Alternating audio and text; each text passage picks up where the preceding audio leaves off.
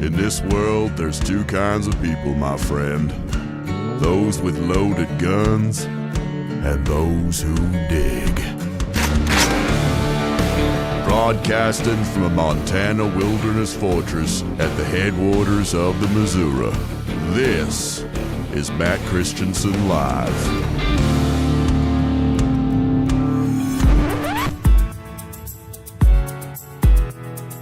A short time ago, the United States military began major combat operations in Iran. Wow. This terrorist regime can never have a nuclear weapon. We are going to destroy their missiles and raise their missile industry to the ground. To the leaders of Iran, you are fucking with the wrong nigga. I'm being dead ass. I'm that type of nigga who got shooters on speed dial ready to pull up and walk your whole regime down. Jeez.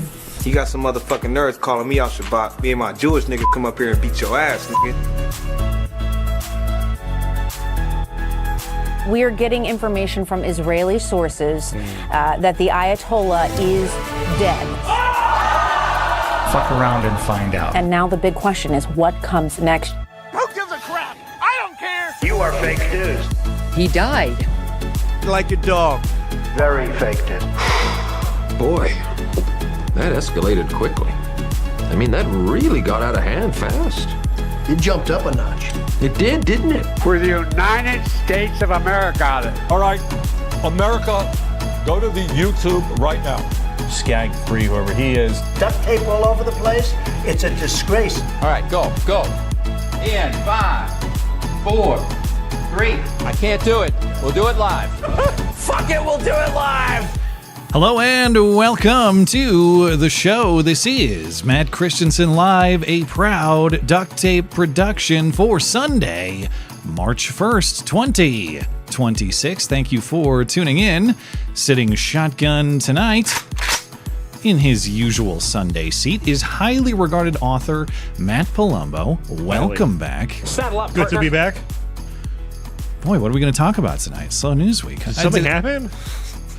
It's just like throw a dart at the globe and we're going to oust that guy. We're going to take it. Cuba's next. You heard it here first. I get. Well, it's the obvious guess. I've heard that Cuba is out of oil because of the Venezuela thing, so Cuba might just surrender on their own. I don't know. There was a great tweet that went viral this week. Soon we will be able to vacation in Gaza, Tehran, and Havana as well. And possibly, if things go really well, Minneapolis may be available to United States residents to visit safely very soon. Spring break is back. Yeah. I don't know about Minneapolis. There's some nice lakes there. It might be warm enough. But anyway, great guest tonight. In the second half of the show, I'll play a segment I recorded with Adam B. Coleman. He's working on a documentary about illegal immigrant truck drivers. It's called The Illegal Highways. He's been investigating the industry. We've probably only scratched the surface on this show with all of our suck deep sings that we've been following closely. So we'll play that in the second half. Before that, of course, the U.S. And Israel strike Iran. They killed the supreme leader, Ayatollah Khamenei. Breaking this morning, apparently 3 Americans killed in Iran's retaliation as well, in addition to some injuries for U.S. personnel. Last night, there was also a mass shooting in Austin, Texas at a bar, and it looks like the shooting is connected to the events in Iran. The shooter is now identified, though Coulter's Law was in effect, as you informed me, Matt. That was all through the early parts of the day. It's a West African immigrant guy who was wearing a Property of Allah hoodie and some sort of Iran flag T-shirt under that hoodie. So it looks like it's directly related to what happened in Iran over the weekend. And then later in the show, plenty of odds and ends, including, of course, Hoax hate for you. But before we get into it, we got to say hello to our featured listener-owned business for the evening. That's our friends at Hero Soap Company.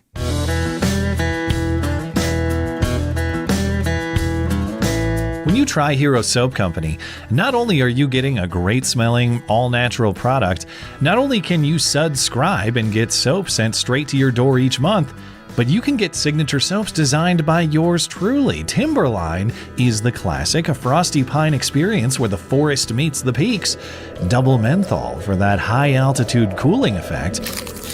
Or try Old West, highly underrated, people say. The sweet smell of leather and oak barrels will bust open the saloon doors. Or try any of Hero Soap's other fine offerings. Scents rotate regularly, so you can always find something fresh. You can do like I do and subscribe to get a random bar each month. So you get a great smelling surprise in your mailbox and you never have to remember soap at the store again. You might not know Hero Soap offers shampoo and conditioner as well. So even more ways to upgrade your shower. Remember, when you buy Hero Soap, you're not just getting a high quality made in the USA product. You're not just supporting this show, but you're also helping America's finest, too. A portion of every sale benefits military and first responder charities. Listeners of this show get 10% off everything from Hero Soap Company using promo code MCLISTENER at checkout. Let freedom clean with Hero Soap Company. Promo code MCLISTENER for 10% off site-wide. HeroSoapCompany.com. Find all the information on our special offers at mattchristiansenmedia.com/deals. Deals by listeners for listeners. All right, getting into it, Matt. I've mentioned recently one of my priorities this year is doing better at networking, getting better and more interesting guests, and just expanding my relationships as much as I can. And I want to aim high. I want to see what happens if I cast a wide net. But there's nobody higher on my list than Eastern Michigan University linebacker Noah Knigga. And it may seem like Noah would never have the time in his busy schedule to grace us at this humble show with his presence. But per our friend and listener Jay Fry, Noah is taking the time to respond to people on Instagram. Here is Noah recently reacting to a name-guessing game that some fellow Knigga fans made. Athlete or fake person with my girlfriend, part 2. All right, up first we got Noah. No. What? Most definitely a real person. Think I would type that? If it's not real, it's a real person. How does he say his last name without getting canceled? How could you possibly get canceled for saying my last name? It's Knigga. Knigga. My Knigga. So if Noah can make time to respond to that video, perhaps he can make some time to appear on this show. It's my number one goal for 2026. Got to see if we can make it happen. Everyone watching, tag him and send him this video. It would make my day, even if he has just 5 minutes to stop by. We'll see if we can make it happen. But yes, breaking news over the weekend, specifically Friday night into Saturday morning. Cooperative U.S.-Israeli military strikes on Iran killed Supreme Leader Ayatollah Ali Khamenei, as well as several other senior Iranian leaders. If you missed the debate raging on X all weekend, let me sum it up. On one side, Yay, Jews! And then fiercely argued on the other side. Boo, Jews! So we'll try to sort out. I don't know if you have a position on that, Matt, but... Well, there's this thing that happens on social media, and I don't know if this is like schizophrenia or trying to get clicks, but anytime anything happens, it's reported in the context of it trying to distract from something else happening. Yes. Like there's no linear time. It's mocked as like the current thing, and it's, well, everything is the current thing. I mean, I get they're kind of mocking people who get overly attached to these issues, but this did not happen because of the Epstein files, which is what people seem to be arguing. The what I don't files? know. I've already forgotten because of the distraction. Maybe I'm wrong. Yeah, but on the boo Jews, yay Jews part, I mean, I obviously I'm in the boat of we don't want to fight wars for Israel, but this is a country that chants death to America on a regular basis, and destroying their abilities to attack us or harm us or anything like that. Yes, it also benefits Israel, but it benefits us a great deal as well. So I believe that's one for... Yay, Jews! Yay, Jews, yeah. Jews rock. I got to say, ever since the assassination attempt, Trump has been, he's not messing around. You know, he's taking opportunity where he has it. We've seen Maduro ousted. We saw El Mencho killed, that cartel leader in Mexico. And Trump is really playing up that gangster attitude.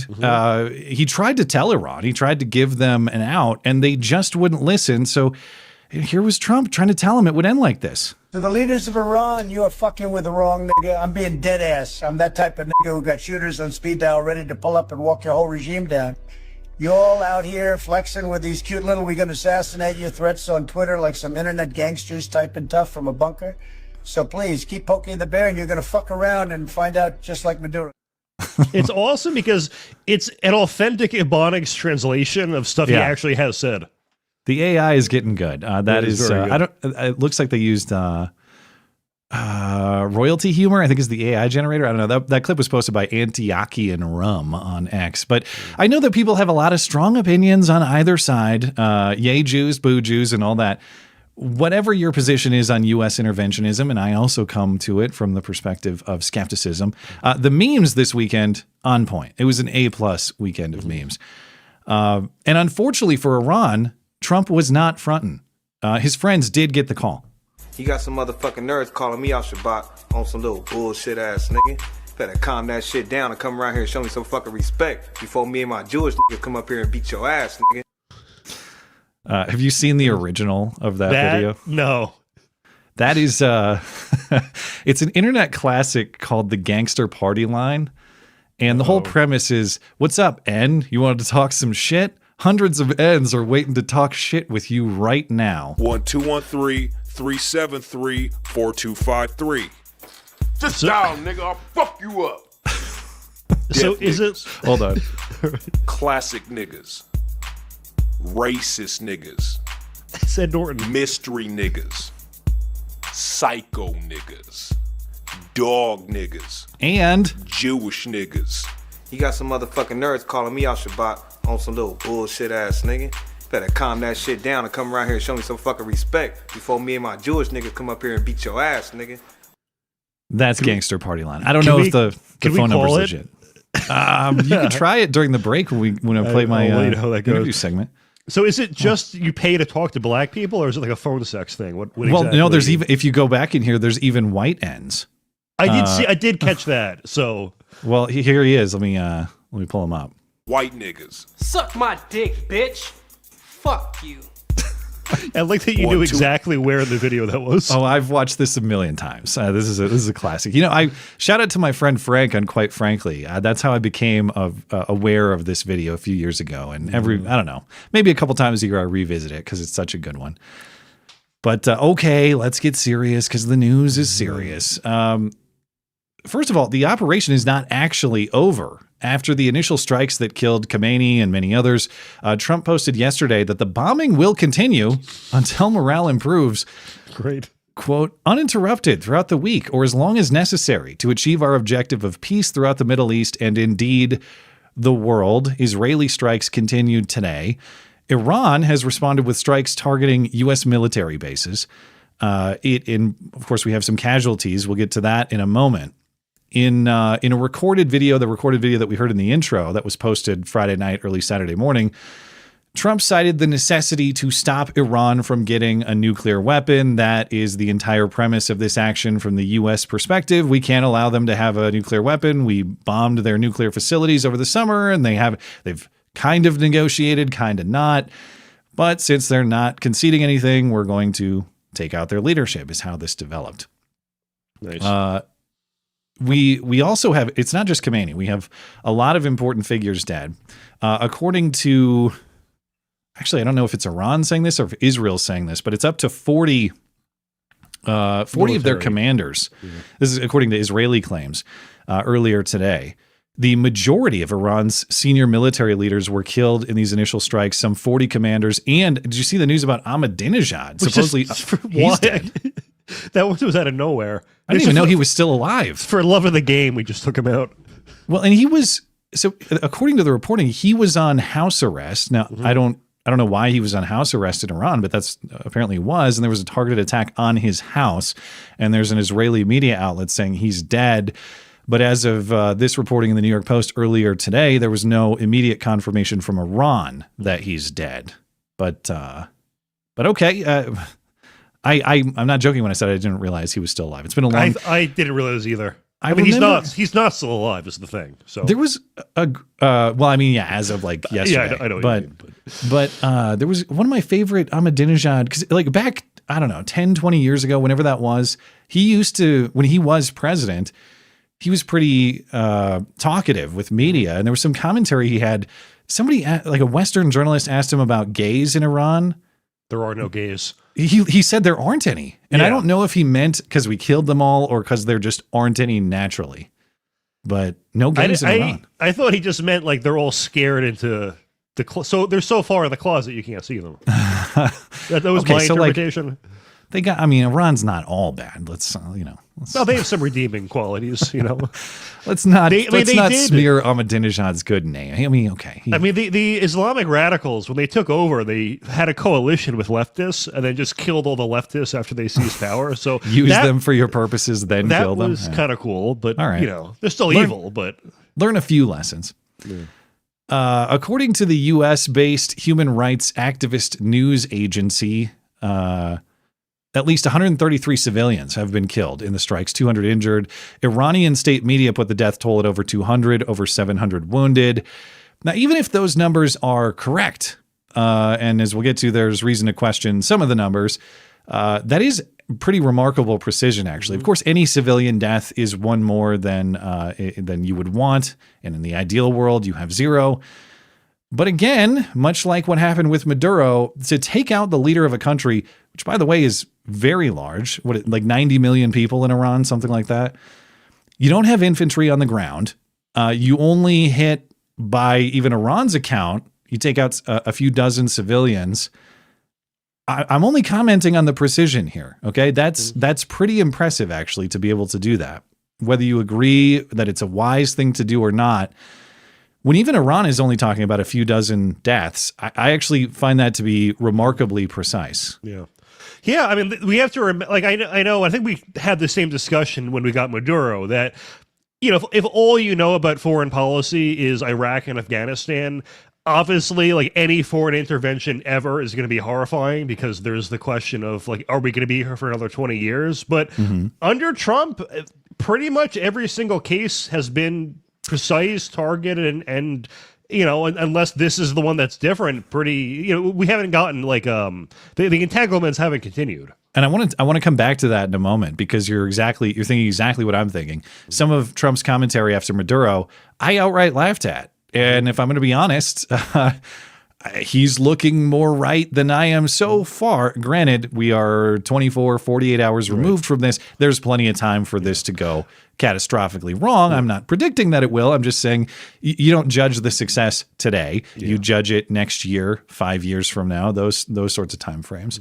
The one thing, though, that I didn't like that Trump said in his speech after was he did use the term war in describing the attack. And I mean, he was describing a battle. It's not a war. So I think that's going to get seized on. But I mean, he made it clear his time frame is 3 to 4 weeks on this. And we'll know within a month if that played out.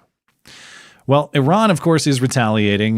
They've targeted sites all over the Middle East. Blasts are reported in Jordan, Qatar, which, by the way, I turned on the news this morning, and I know there's a fierce debate beyond even yay Jews, boo Jews, between Qatar and Qatar.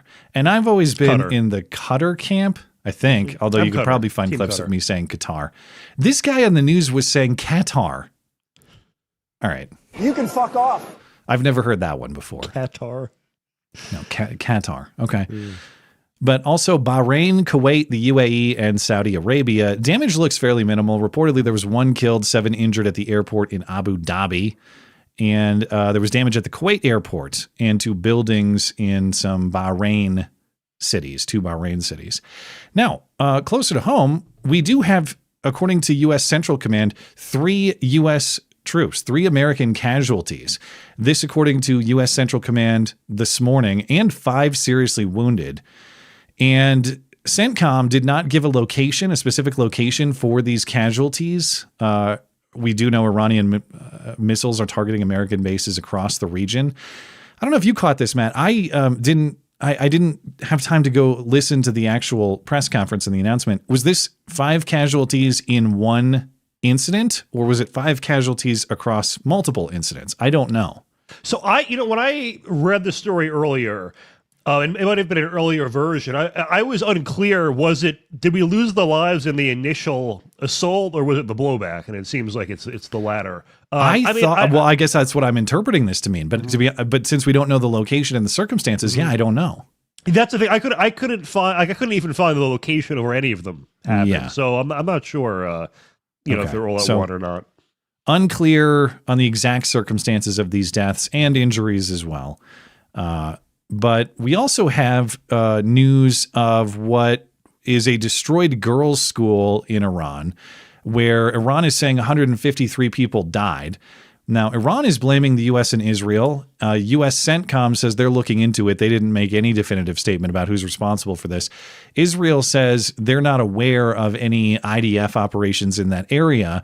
Now, the school is located near an Iranian Islamic Revolutionary Guard Corps base, which has previously been a target of either the U.S. or Israel or both. Now, many are saying this was actually a malfunctioning Iranian missile that hit it. And when I know it's close to an Iranian military base, that could mean either thing to me. And I've not seen confirmation either way. It could plausibly mean that Iran had some kind of misfire and their missile went up in the air and came back down. There are photos purporting to show that. I don't know if that's, this is what people are saying. Many are saying, sources say. It also could be, that it's that because it's next to a military site, it was a target of the U.S. or Israel. But have you seen definitive information on this claim? No, I mean, the people I follow were more doing the angle that Max had there, that it was a misfire. But, when you're placed, I think they could have been hiding weapons there or something as well. I mean, I haven't seen that angle, but that is a possibility. So, I doubt it was deliberately singled out just to go kill a bunch of school kids. I'm sure that wasn't the aim, though. Even if it's an accident on the part of U.S. or Israel, that's catastrophic if you actually blew up a school full of 150 kids. Although it's also fair to question, it was a Saturday during Ramadan. Is that are there like kids packed into schools on Saturdays during Ramadan? I don't know, but fair to question that, I suppose. Now, Congresswoman Rashida Tlaib posted about this incident. And again, the truth matters here. I'm not saying that you shouldn't investigate to figure out who's responsible for this. So that's not the fault of what she's posting here. But note how she phrases her commentary. Quote, both the U.S. and the genocidal Israel don't care about the laws. This is who they are. They? Who you calling they? Yeah. You suck. I hope Trump deports you. So just for clarification, she is referring to the United States as exclusive of her. It is not we, the United States, as a member of Congress. Not we, it is they, those other people over there in the United States. Okay. I have so much more respect for the 12 immigrants who assimilated after reading stuff like this. God bless them. The admirable dozen, whatever you call it. I don't know. Yeah, whatever.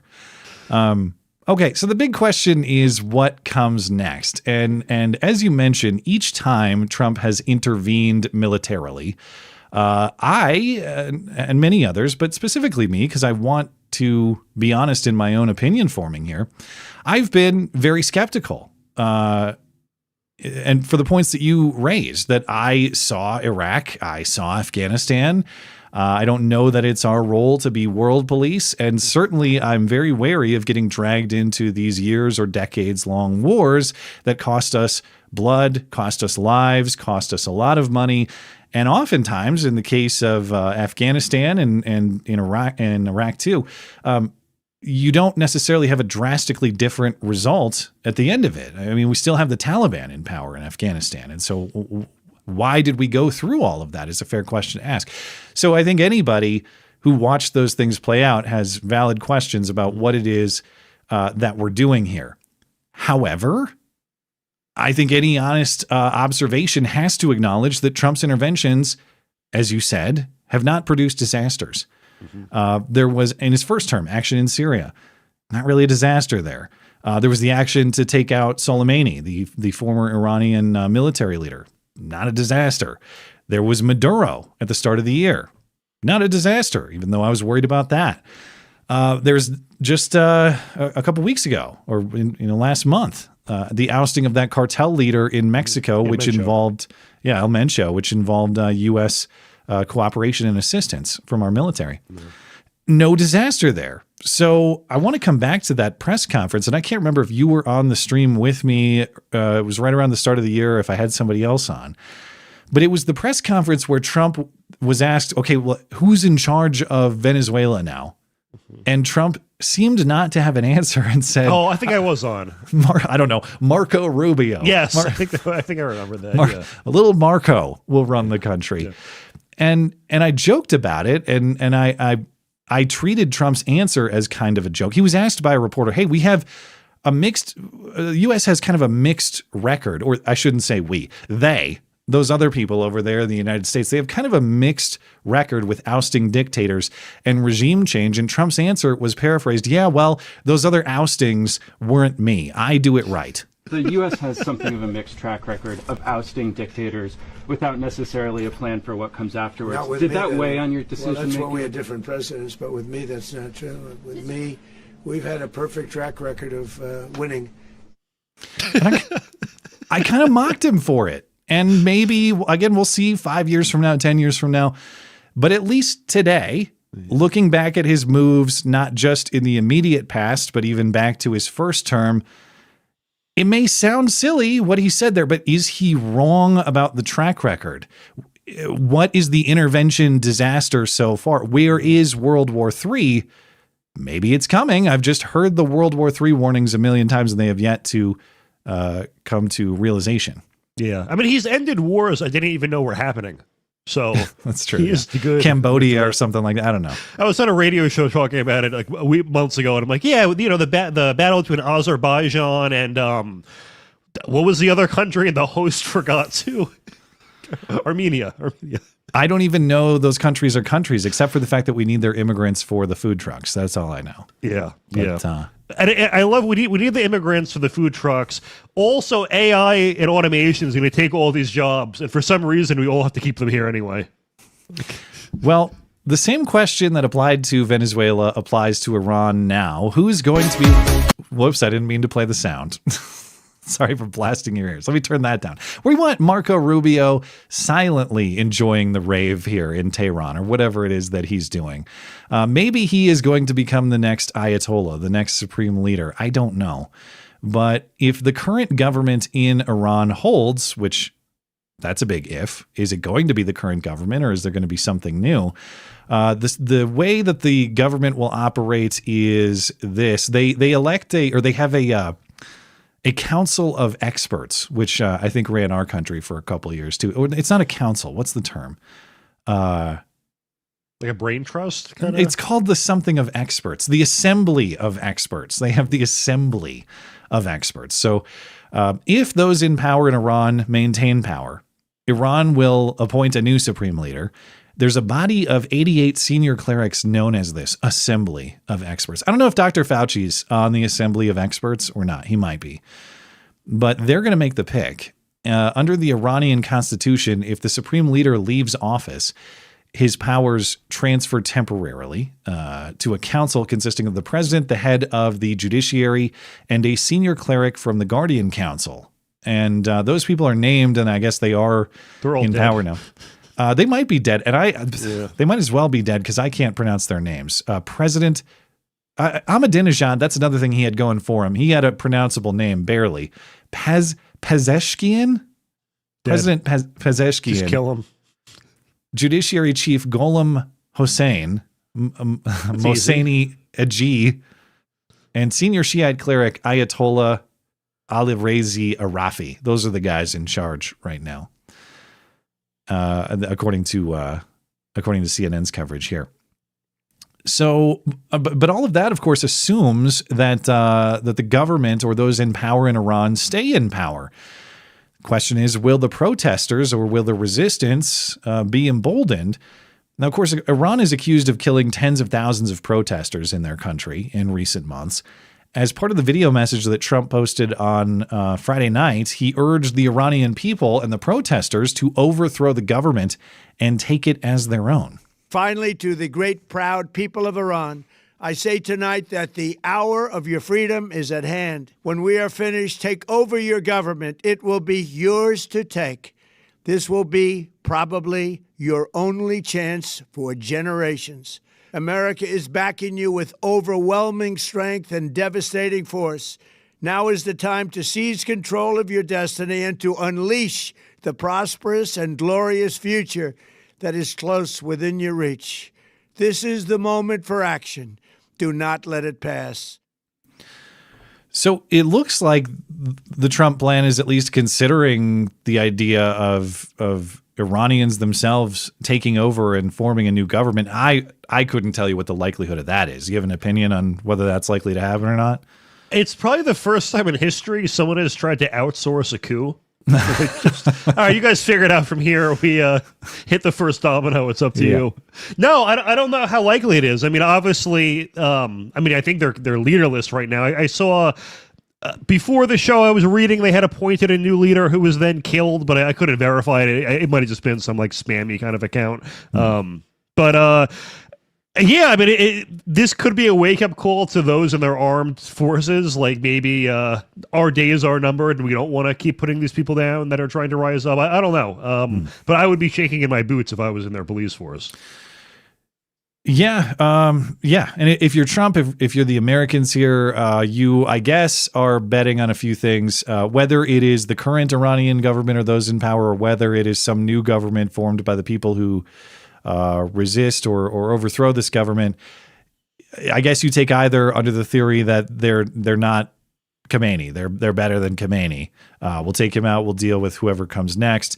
Now, I would like to believe that's true, that he's about as bad as it gets. However, again, I've seen enough previous unsuccessful regime changes, not Trump regime changes like he talked about, but other ones where we remove the people in power and then we spend a bunch of time trying to stop the other people who come to power from coming to power because they're actually worse, even though we thought nobody could be worse. So hopefully we don't end up with that sort of situation. But let's talk about the politics of this and the risk reward, because the risk of retaliation from Iran, I think, is very low. That is to say, like, I don't think anybody's worried that Iran is sending a nuke to the U.S. mainland tomorrow or something. And that, of course, raises the question, okay, if they're not, then why are we doing this in the first place? Right. Fair point. I grant that. But it's a big risk politically if it's not a risk for, say, the lives of Americans in the American homeland. What are the best and worst case scenarios that could play out here? Well, before we consider the best case scenario and maybe the theory under which they're operating, I'll go pessimistic first, or bad news first, because then you get to consider the good news last. But what does the worst case scenario look like? And if you have thoughts on worst case, let me know, Matt. But to me, War III. Nuclear Armageddon, I guess. Yeah, those people on X are right. Boo, Jews! It's World War III. But the U.S. gets bogged down in some kind of Iranian power vacuum. We get Iraq 2. There's really no improvement in Iran. Perhaps it's even more radicalized. It can't get worse than Ayatollah Khamenei. Oh, wait, whoops, it just got worse. Now, the bad thing there is not only is the situation in Iran not improved, but probably that would be politically in the United States a liability for Trump and the Republican Party. Now, you're probably going to see, you're almost guaranteed to see Democrats take back Congress in the fall. But maybe a disaster in Iran pushes Democrats to hold on to significant political power for the next 4 years, 8 years, 10 years. The worst case scenario is you have an Iran that is not improved, potentially even worse, and a U.S. that suffers for it too. That's the absolute worst case scenario. I'm not predicting that, but it's something that has to be considered when you calculate the risk here. Do you think it gets much worse than that? I mean, so far, and we were saying this a minute ago, they haven't really mustered much of a retaliation. I mean, obviously it was enough to kill 3 people, but relative to the size of the country, it's not a very effective response. So, I don't know. Like, I don't want to write off the World War III scenario right away because my predictions always age poorly, and then that'll cause mass death. But I don't know. It's not something I'm extremely worried about. Okay, so there's another one. Yay, Jews! Best case scenario. Iran. Well, yeah, you go ahead, and then every member of Iran that's an Islamist, they band together and commit ritualistic suicide, and then the most qualified protester becomes president, and then everyone loves America forever. Okay, and we all get to vacation in Tehran as forecasted. For free. Yeah. Ah, okay. Yeah. Well, finally, I'm getting something for my tax dollars. Exactly. Okay.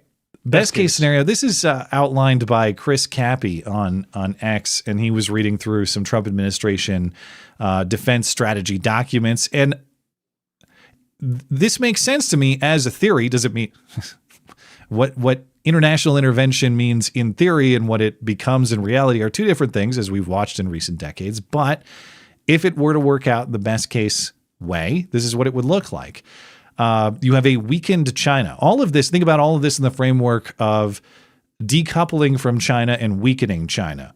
Number one, China relies heavily on Iranian and Venezuelan oil.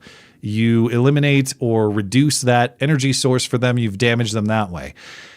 Through the action in Mexico, taking out El Mencho and other actions against Mexico and the ongoing trade war and all that, you actually once you repair the relationship with Mexico, you take out the cartel leaders, they're not taking money off the top, you get a better trade deal. That also weakens China because we will have a better trade relationship with Mexico, less dependence or less of an economic relationship with China. Okay. All of that means that if China were to move on Taiwan, they have fewer resources to do it. Again, this summary from Chris Cappy. But if this is the theory that they're operating on, I can see the pieces moving that way. Again, I hope it becomes a reality. I've seen this movie a few times, and I know it doesn't always work out as advertised.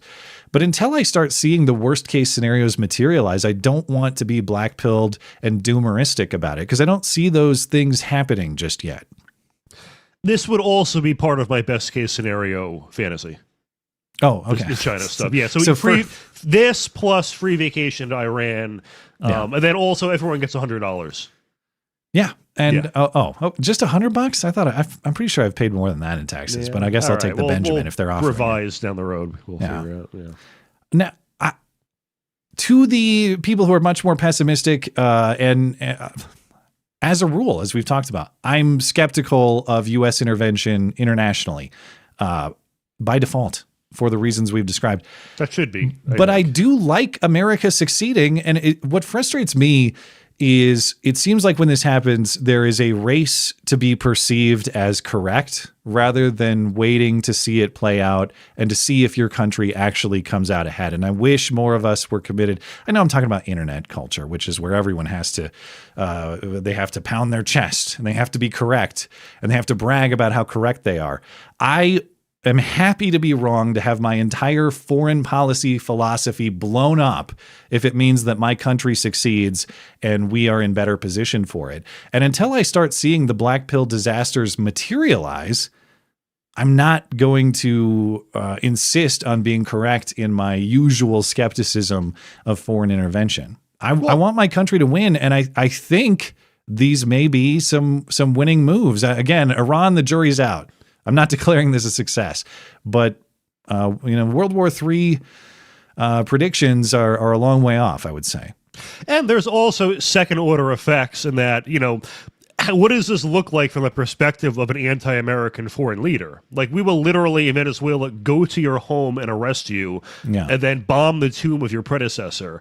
We will, with Iran, we will kill every leader in your military and your Ayatollah. Like, it makes people less likely to mess with us. So that's could be a positive. That being said, we do want to do this sparingly. They do have to be a direct threat to America or be threatening America. And obviously, if this was like Namibia or something, I would be against it. But it's not, the situation. That is a fair question to ask too. We're constantly told Iran is days or weeks away from having a nuclear weapon. Then we bomb their nuclear facilities, and suddenly, 6 months, 7, 8 months later, they're an imminent nuclear threat again. Okay. To be fair, I guess I haven't heard that argument from Trump, at least, that they're 5 seconds away from having the nuke. It's more that we cannot. What I've heard from Trump is they're committed to building one, and we're trying to negotiate them away from that, and they're not participating. So if they will not abandon their nuclear ambitions, we're going to take action, and that's the way it played out. Yeah. Yeah, I mean, to be fair, that does kind of contradict their narrative. And like, what did we not accomplish the first time? Unless, I guess the argument could be, well, it slowed them down, but the trajectory was still in that direction or something. Yeah. Also, Trump probably just really wanted to kill this guy. Recall the... oh, do I not have the headline? It's austere religious scholar. Yeah, I thought I had the original one. But of course, yeah, back in 2019, the killing of former ISIS leader Abu Bakr al-Baghdadi. The Washington Post memorialized him as an austere religious scholar until they got bullied into changing the headline and calling him an extremist. Yeah. Ayatollah Khamenei is getting something of similar treatment, maybe not quite as silly, but the Washington Post coverage of Khamenei's death this weekend, here's a passage from it, quote, "With his bushy white beard and easy smile, Ayatollah Khamenei cut a more avuncular. I don't know. Is that how you say that word? That's a holy word. Avuncular. Avuncular. He was an avuncular figure in public, more of an avuncular figure in public than his perpetually scowling but much more revered mentor. And he was known to be fond of Persian poetry and classic Western novels, especially Victor Hugo's Les Miserables." It doesn't sound too bad at all. Are you serious? He loved our novels. He just wanted us dead. That's all. And then there was the New York Times. Ayatollah Ali Khamenei, hardline cleric who made Iran a regional power, dies at 86. Now, how did he make Iran a regional power? What were the strategies of his success? How did he die and why? Then we have Cenk Uygur over at the Young Turks admiring the Ayatollah's persistence. He said, quote, in a tweet, "I criticized Iran's supreme leader Ali Khamenei 1,000 times. He was oppressing his own people and preventing democracy. But there's one thing you can't take away from him. He died on his own 2 feet instead of kneeling to Israel. That took courage. He didn't bow." Boo, Jews. Well, they do this with every Islamist martyr. They act like it was somehow an act of defiance, getting killed by the people they wanted to kill. They do that with Sinwar, the Hamas, I think founder or co-founder, where when he died, they did the same thing. Like, oh, he stood and took it. Like, oh, what a win. It's great. You lost everything. Well, there are things, and I understand this is a complicated conflict. Okay, I get the Middle East is a messy place. All right, understood.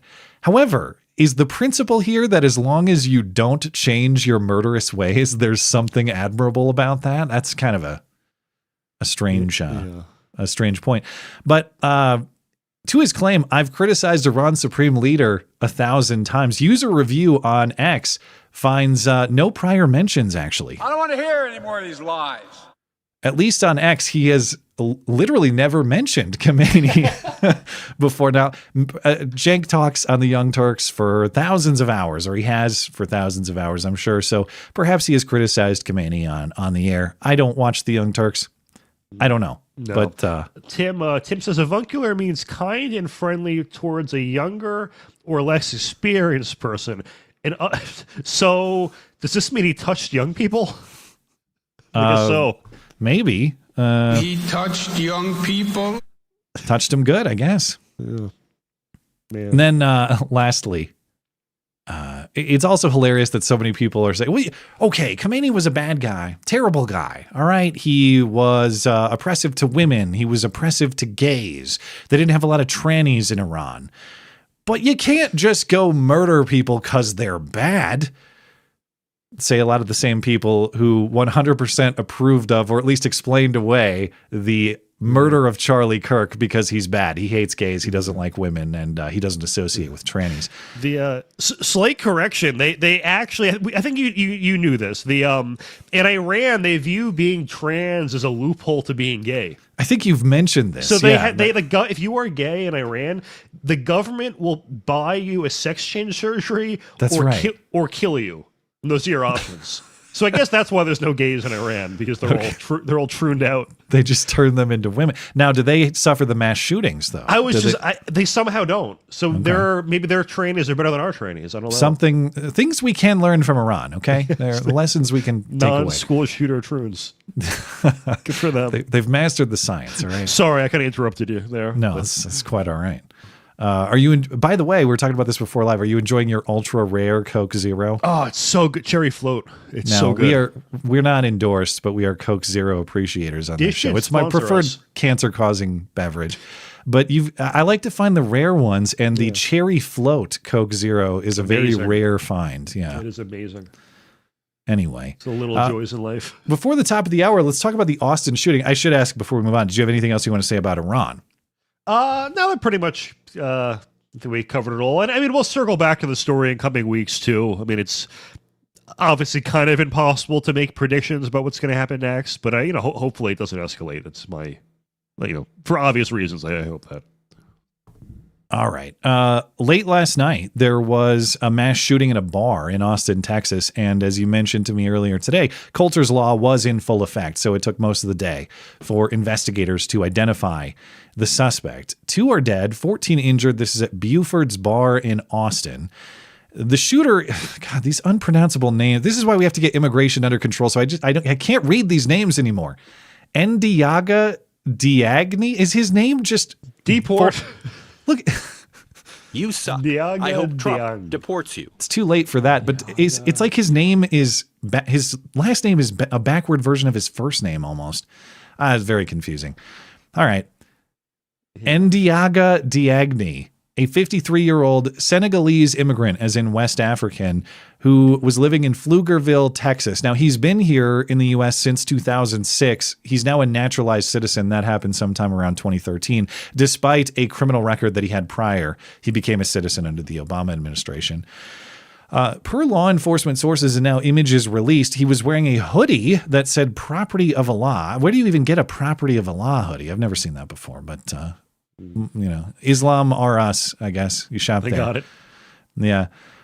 He had a T-shirt with an Iranian flag under the hoodie, and he had a Quran in his car. And this suspect drove past the bar several times before he stopped, and then he shot a handgun out the window. Now, we've talked – I don't know if he had a Glock and if he held it sideways, but you've also mentioned, the sideways Glock rule, or that you can determine – the demographics of the suspect based on the hit percentage.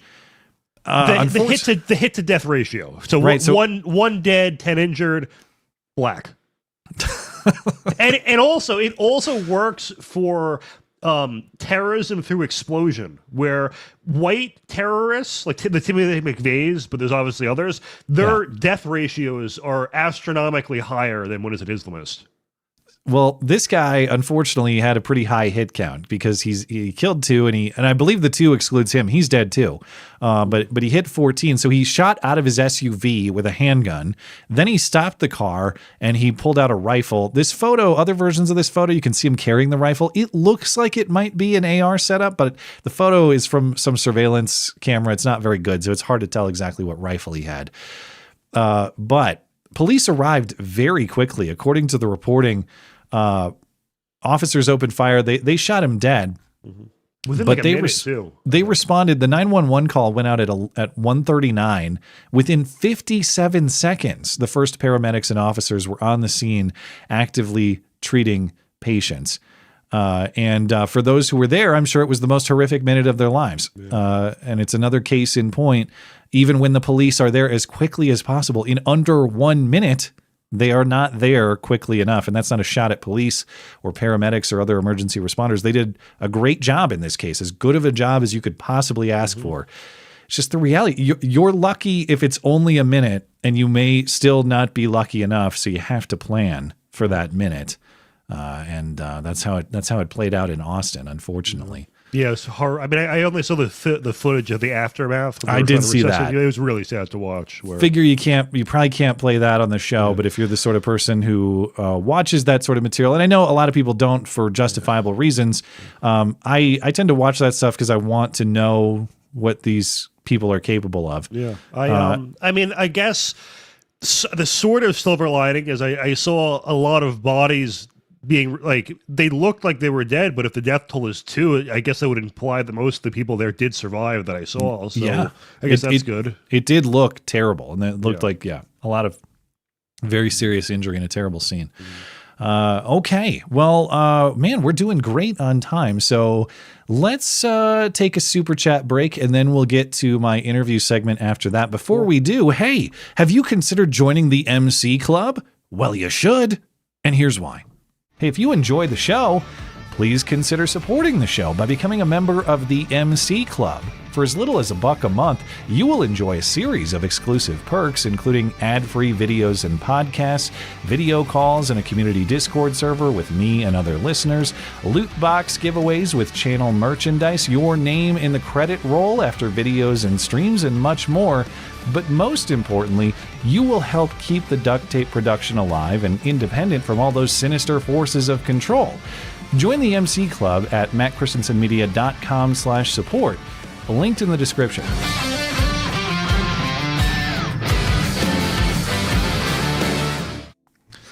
Okay, let's get into some super chat over on YouTube. Alexander Stoker. Been watching since you had my good friend Steven co-host last year. Loved the show. Wish I could support more, but I'm a single income dad of 2. Well, God bless you and your family, and thanks for tuning in, and appreciate your support for the show. Thank you much, Alexander. Very cool. Oh, look who's in the chat, Matt. Ayatollah Ali Khamenei. Holy hell, he's still alive. I have information. I take back everything negative I said, Ayatollah. I have information that will lead to the arrest of Hillary Clinton.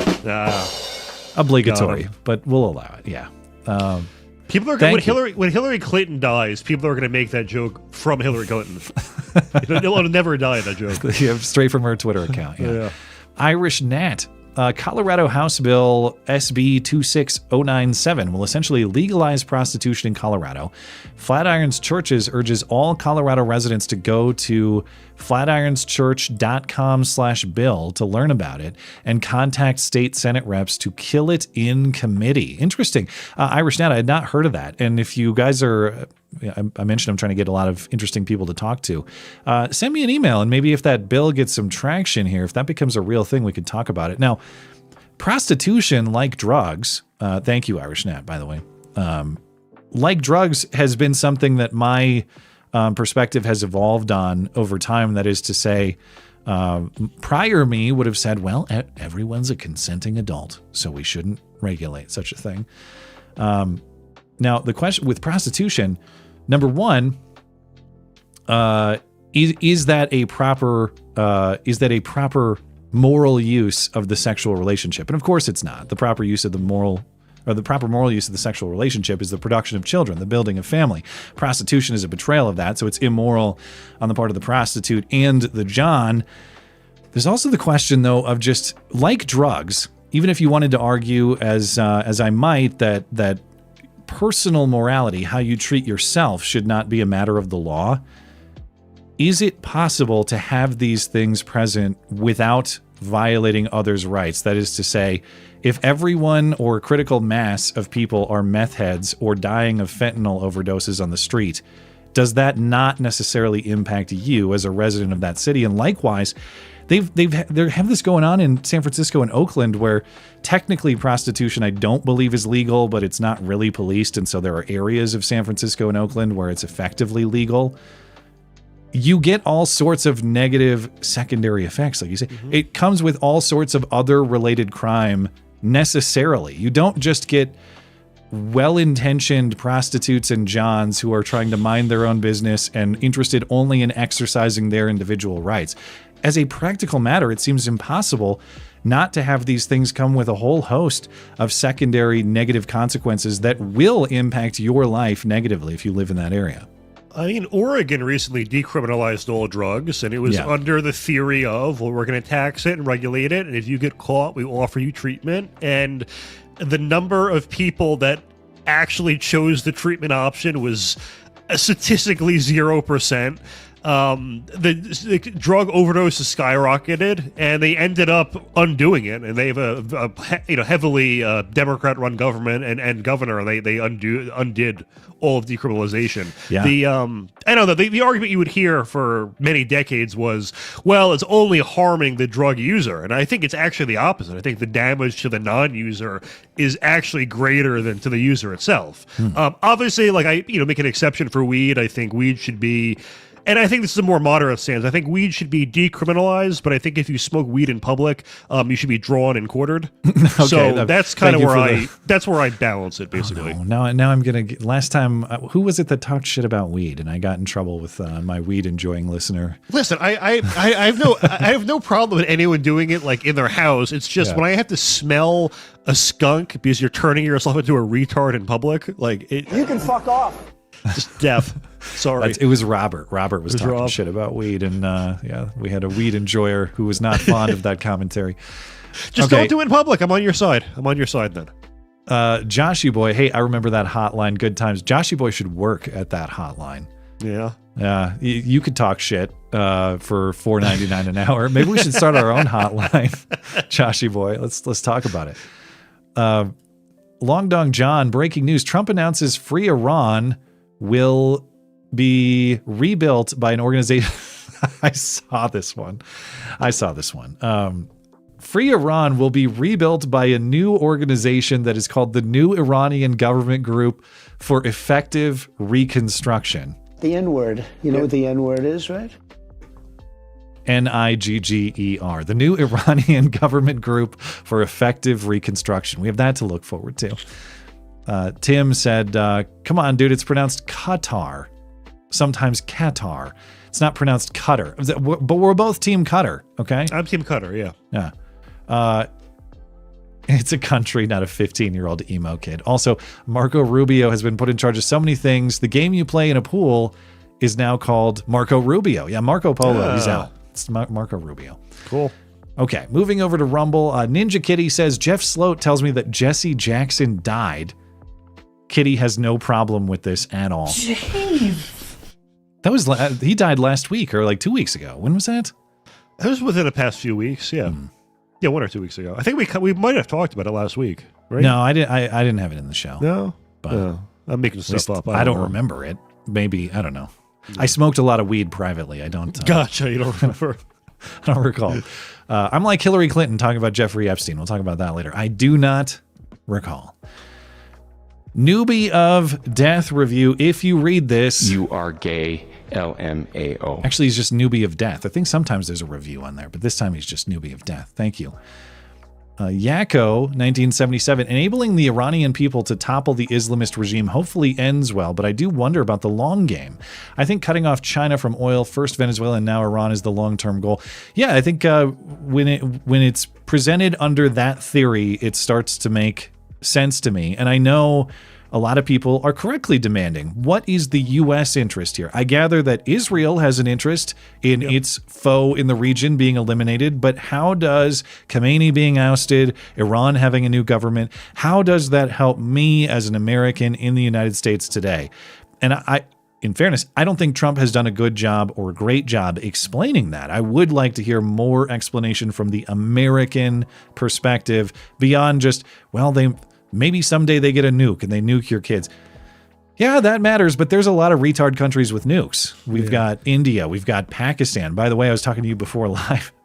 Those Pakistanis storming that embassy like it's a freaking zombie. Yeah, those people have nukes. So I would like to hear something that is more focused on what the practical benefit, the practical advantage for the American citizen is today. And I think that it's that weakening China, decoupling from China theory that explains it. So that's what I'm hoping for. I'm rejecting the bottle of black pills, and that's what I'm hoping for as the end result of all of this. So we'll see where it goes. Purpose of the ages. History is written by the living. Better to be alive than morally pure and gone. Peace is noble. Survival is non-negotiable. Virtue means nothing in a grave. The first duty is to endure. Iran fucked around and found out. Now, I agree like 99% of the way with that. That is to say, like, your survival is a very high moral value and a virtue. I don't actually know if I agree that it's the highest, and maybe, I mean, this is a super chat, so I don't want to mischaracterize what Purpose of the Ages is saying, but it's certainly true that there are fates worse than death, or things that you can do that are worse than death. There are things, there are lives that my sons could live that would be more heartbreaking than seeing them die before I do. You know what I mean? There is a such thing as a noble death. There is a such thing. Look at Khamenei. All right, he had a note. Look at Cenk honored. He didn't bow to Israel, so we got that going for him. Right, exactly. What I'm saying is, like, there are some things you should stand for to the death. Yeah, but you have to be very keen on making distinctions about what is worth your life and what is not. And so I take your point on that for sure. Purpose of the Ages.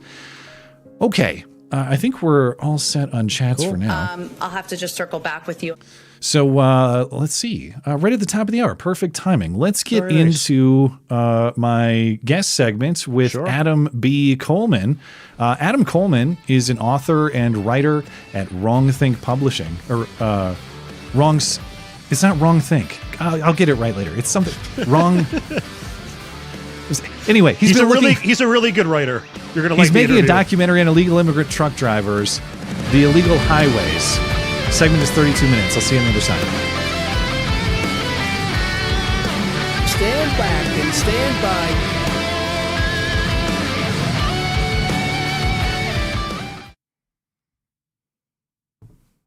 For all the suite numbers, they go up to about 150. All the suite numbers that are listed for all these different businesses that claim to be trucking businesses go upwards in the 200s to 300s in suites. There's no physical location for them to actually operate.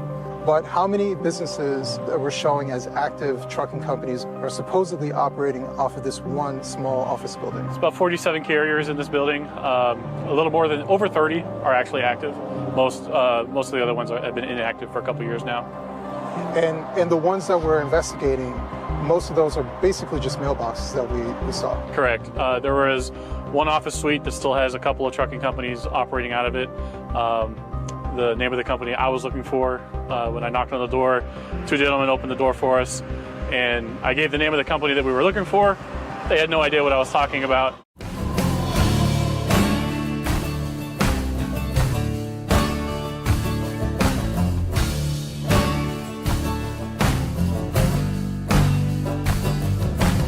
Welcome back. My guest tonight is Adam B. Coleman, author, speaker, and founder of Wrongthink Publishing. He's currently working on a documentary called The Illegal Highways, all about illegal immigrant labor in the trucking industry, and of course its consequences. You can find him at adambcoleman.com. Adam, thanks for making time. Thank you for having me. I appreciate it. Well, we have followed all the many ways that illegal immigrant truck crashes have had serious consequences on this show lately. I want to get into that. But first, let's do a little bit of introduction. I found you through a listener recommendation. So what is the Adam Coleman story? Depends how far back you want to go, because my life has been kind of interesting over the years. But I'll just start with, I'm in the media, sort of accidentally. So I wrote a book called Black Victim to Black Victor. Released it in 2021. I didn't have any public profile, wasn't really on social media or anything like that, and didn't really expect anyone to really read it other than like family members and a few friends. But then I decided to just try to promote it the best way I could. And about a year later, I was writing for the New York Post, over 100,000 followers on Twitter, several podcasts, television, the list goes on. And I've been very blessed to be a member of the media, interviewing people, meeting people, interviewing presidential candidates like Vivek Ramaswamy, who coincidentally quoted my book in his book. So, it's been a wild, 2026 now? It was almost 5 years. Of things that I did not expect, and many blessings. So how did the illegal immigrant truck driver story, or recurring stories, how did that capture your attention? So because of the wild craziness of the Biden administration, of just people flowing through the southern border, I was basically relegated into being almost a single issue voter. And that issue was illegal immigration, because I saw it as a single issue that touches everything. So it's an economic issue, it's a safety issue, it's a national security issue. It's a exploitation issue. Like the list goes on, as far as why illegal immigration, especially in the way it was so rampant, is terrible for our country, or any country that does what the Biden administration was allowing for. So when that became, and actually since Trump started running for office, illegal immigration has always weaved in and out as far as a topic for people to discuss. But what brought trucking into my frame was the U-turn crash in Florida.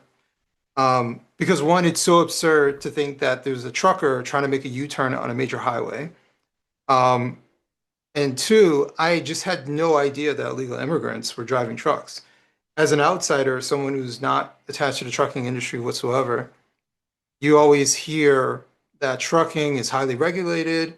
And so when you hear that, you think, like, there's nothing really to worry about. Like, lots of rules and regulations, nothing to really see here.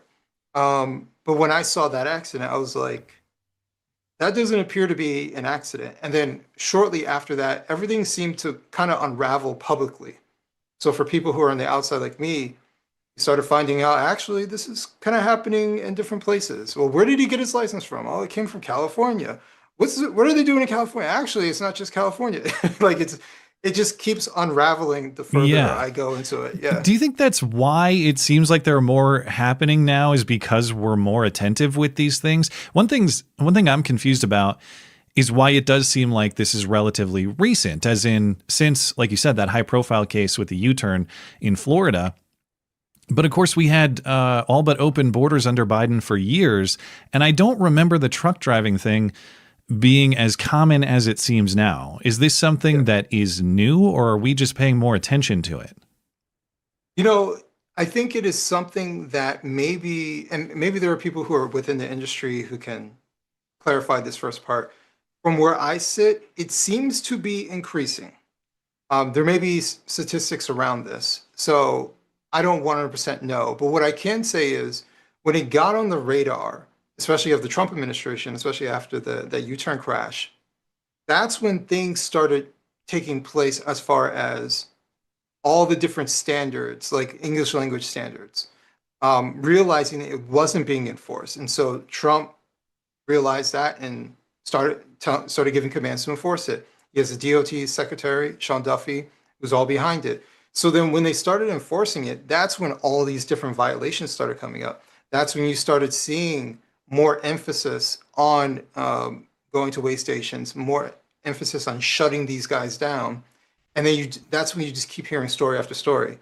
Also, with I don't want to say the expansion, but with the high focus of ICE, especially of ICE doing their job, then you started seeing ICE do their job. Then you started seeing people asking the questions as far as, well, these guys, they may not be able to speak English, but are they supposed to be here?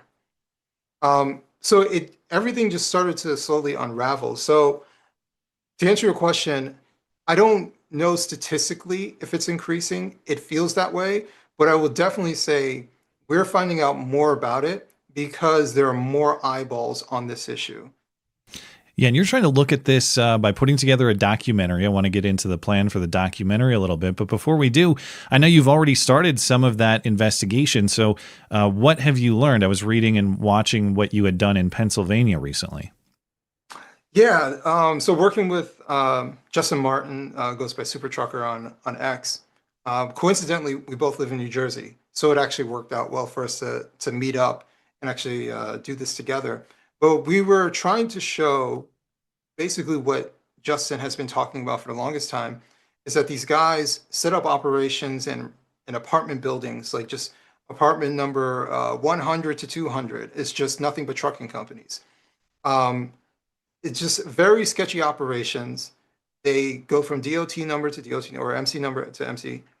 And it's just it's a lot of things that you would definitely say is either suspicious or definitely a violation of FMCSA rules. So what we wanted to do is show as an example, hey, we're just in some random, I think it was like in North Philly neighborhood, and here's this apartment building, and there's one trucking company with the authority for 400 trucks. Like, does that make any sense? Like, you can't park one truck around here. Yeah, well, the pushback I hear, or the counter case that I've heard, because there are a lot of parallels here to what we've seen in Minnesota and some of these other fraud investigations, that you might have, say, a building with a dozen home health care businesses in it registered to that address. And I've heard people say, well, yeah, but these are businesses that don't require a brick and mortar storefront. They go to the consumer's home. So it's not unusual that there would be so many registered to this place. I don't know how the trucking industry works this way. Now, obviously their industry is built on moving things. So the necessity for the stationary office space, I assume they have one, but I don't know what is the norm in the industry. That is to say, is a typical truck company going to have a storefront or an office space in that way, or is that not the way they operate? So there's clarifications always when stuff like this. So it's not that you're not allowed to have a residential location be the primary address for your trucking business, because there are owner operators who are always on the road, but their primary business location is their house, right? So that's not unusual. As long as the FMCSA is able to come and inspect. So what's supposed to happen is you start a new trucking company as a carrier. Within that year, what's supposed to happen versus what actually happens is a different story, but what's supposed to happen is the FMCSA is supposed to conduct an audit in that first year. So they're supposed to let you know, hey, we're coming to conduct an audit. You have to have a location where they can come. They have to be able to inspect the trucks that you have. They have to be able to check your logs and things of that nature. Now, I'm going to places in Philadelphia where there's no place that you can park a truck. As a matter of fact, in one of those places, there's clear signs, there's no trucks allowed, no commercial vehicles are allowed to be parked in here. So I don't know how you have a trucking business we're in a place where you're not allowed to have a commercial vehicle sit there. And here's the problem when it comes to all this, because you're right. People say, well, you're allowed to have it at a residential, and you can argue those things. And that's why these things don't really get uncovered, is because that's not necessarily the smoking gun. The problem is that there's a lot of smoke, and anyone with common sense can see like something's off here. Because what happens is, and there's one example with one of the Philadelphia locations.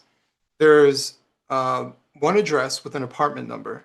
If you were to look at the history, at that address, they had one trucking company.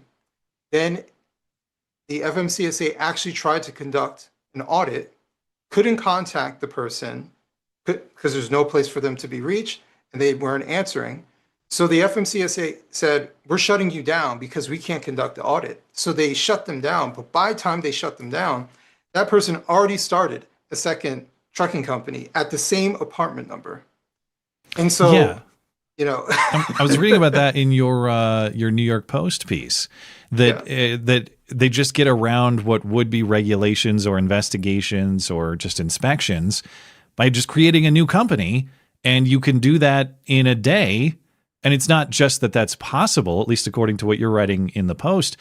We're seeing a skyrocketing of the number of carriers, trucking companies, new carrier registrations doing that. So what do you know about this practice? Yeah, it's rampant. It's not just one location. And I would say Philadelphia is not even like the epicenter of this type of stuff, right? So the fact that we were in that one general region, let's just say it's a 3-mile radius, there were hundreds of trucking companies. And this is a residential area, for the most part, residential area. So it's not like it was like an industrial park or something like that. within this residential area, there are hundreds of trucking companies. It doesn't entirely make sense, unless you were starting one trucking company here and you're constantly bouncing around from one name to another name. Or it makes even more sense if there's organized crime that's going on. And ultimately, that's what the reason why we chose these particular companies to highlight in that short piece isn't necessarily because, oh, this place has 2 MC numbers. The reason we were highlighting them is because they clearly are hiring drivers who can't speak English. They all have English language violations. And that's the crux of it. So by looking at this, what you can surmise is this. They, in some cases, are involved in the human trafficking. Let's say they're not involved in the human trafficking. They hire illegals.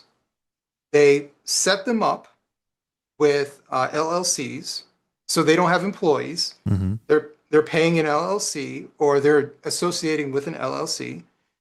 And through that LLC, they allow for these guys to operate. And so that's not necessarily illegal, right? Because you're allowed to be a foreigner and have an LLC, although it's illegal. You're not supposed to be here as an illegal immigrant. So that's a different part of it. But they set up LLCs for these guys. And then ultimately what they do is have them drive their trucks, once again, illegally because they're not supposed to be here, help them get into like a CDL mill, which will help them get a CDL without actually needing to know how to speak English.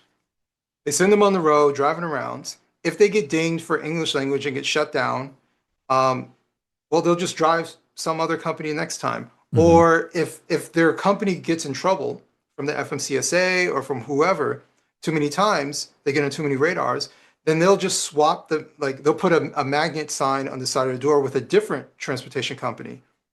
So many of the same trucks will use stuff like, switching to ABC trucking all of a sudden to carry out their routes, especially, and this is the other part, truckers have a regulation as far as how much they can actually drive. I can't remember if it might be 11 hours or something like that. There's a trucking professional who knows exactly what it is. Sure. But let's say it's 11 hours. They have to stop and they have to rest for a certain period of time. Well, with the illegal truckers, many of them live in their trucks, mm-hmm. right? And then they get charged to lease their trucks to whoever helped them come into the country and all this other sketchy stuff.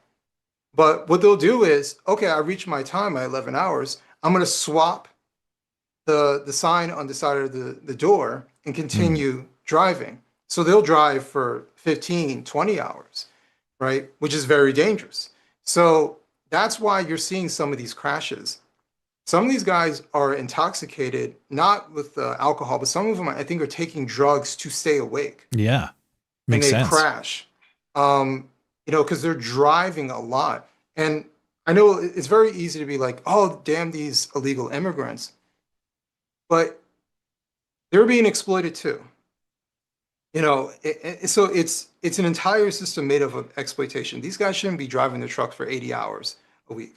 Like that's ridiculous. They shouldn't live in their truck.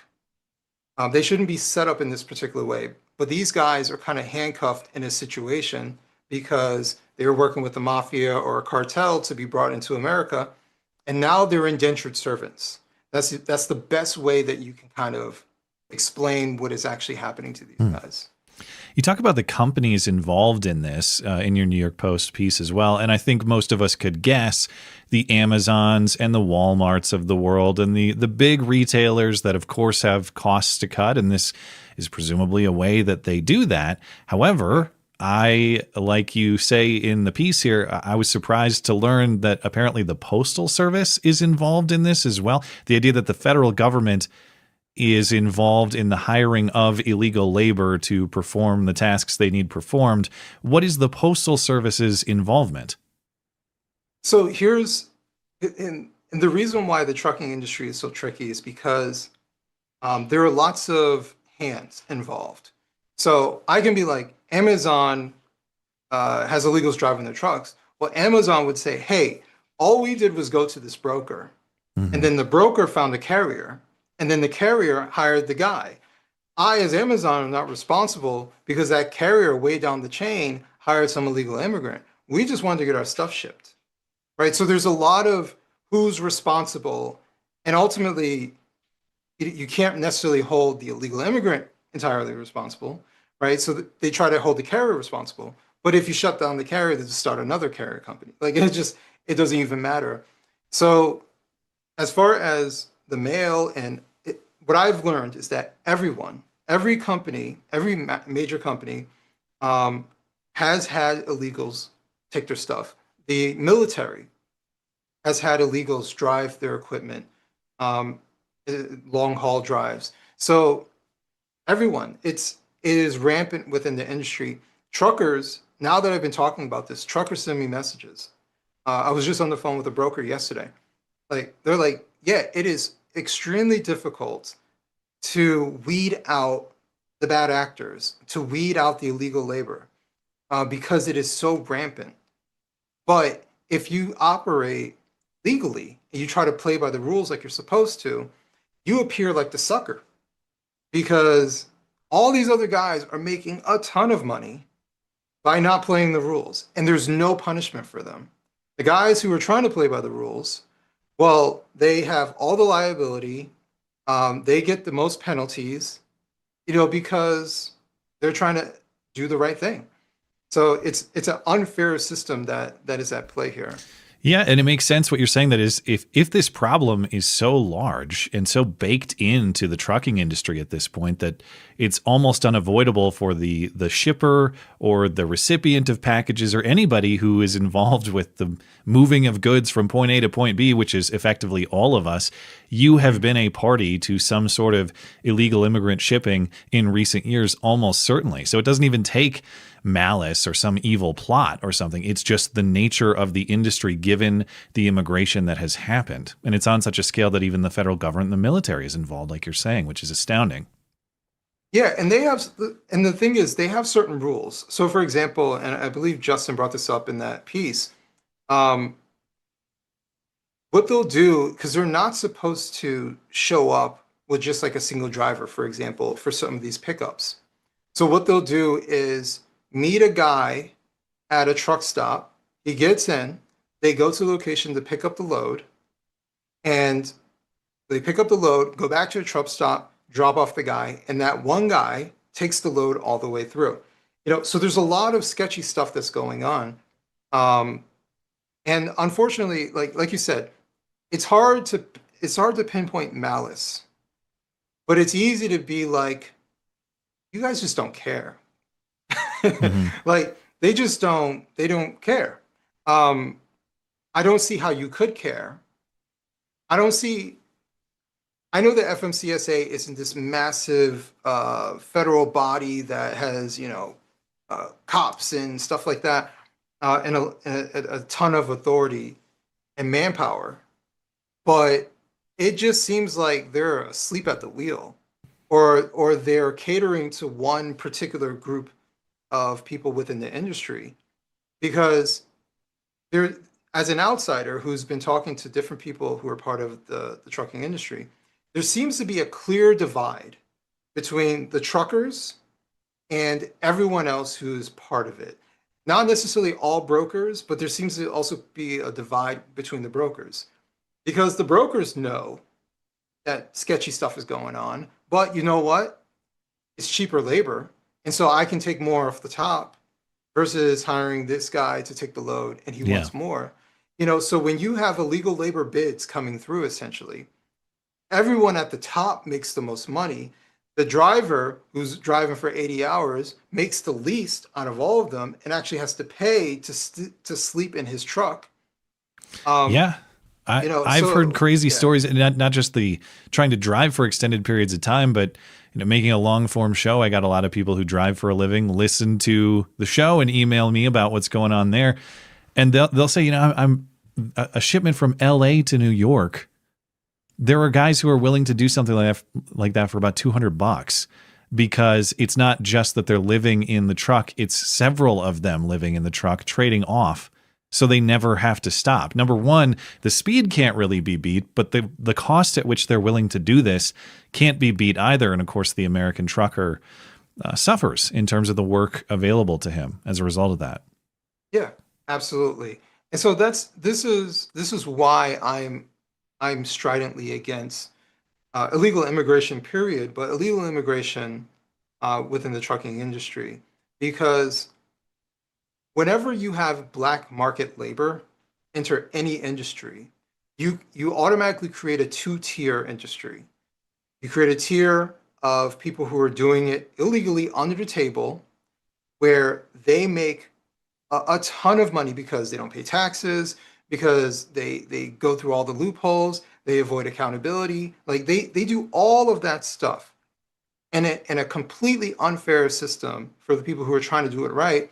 And then on top of that, those guys who are the bad actors, well, they take away all the opportunities that would exist for an American trucker to be involved in the trucking industry. So if you're a guy who is well-intentioned, who, let's say you want to be a smaller broker, right, and you're interested in the trucking industry, let's say you even drove a truck for some time, how do you break into this industry when it is filled with bad actors? We have to spend so much money to check the background of these guys, to see if they're actually doing the right thing. You have to spend so much time to do your research to find out if this carrier is legit or not. Like it's difficult. If you're an owner operator, you have a lot of risk. If your truck breaks down, you don't make money. So how do you compete against the guy who will go endlessly and endlessly all day long? And if his truck breaks down, he already has a sketchy carrier who'll give him another truck and put him in there to continue the trip. So you're setting up an unfair environment for the average American citizen who wants to do the right thing, who just wants to make enough money so he can take care of his family and maybe take a vacation. So you're planning this documentary on this story, the illegal highways. What's the documentary going to look like? How do you intend to focus it? How do you intend to structure it? What can we look forward to? Yeah. So the first thing, before I fully answer your question, I am an advocate of victims. And sometimes I'm even more of a strident advocate of victims that never get any sort of highlight. The narrative that has come out as of late is that illegal immigration is a victimless crime, and that every person who comes here illegally just wants a better opportunity.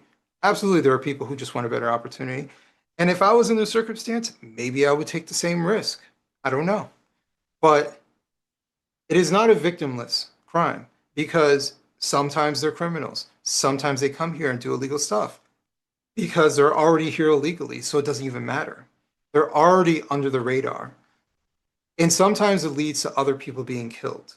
And so in the case of trucks and truck driving, that is a massive vehicle that they're driving. And it's a lot of responsibility, and it's a skill to drive those type of trucks.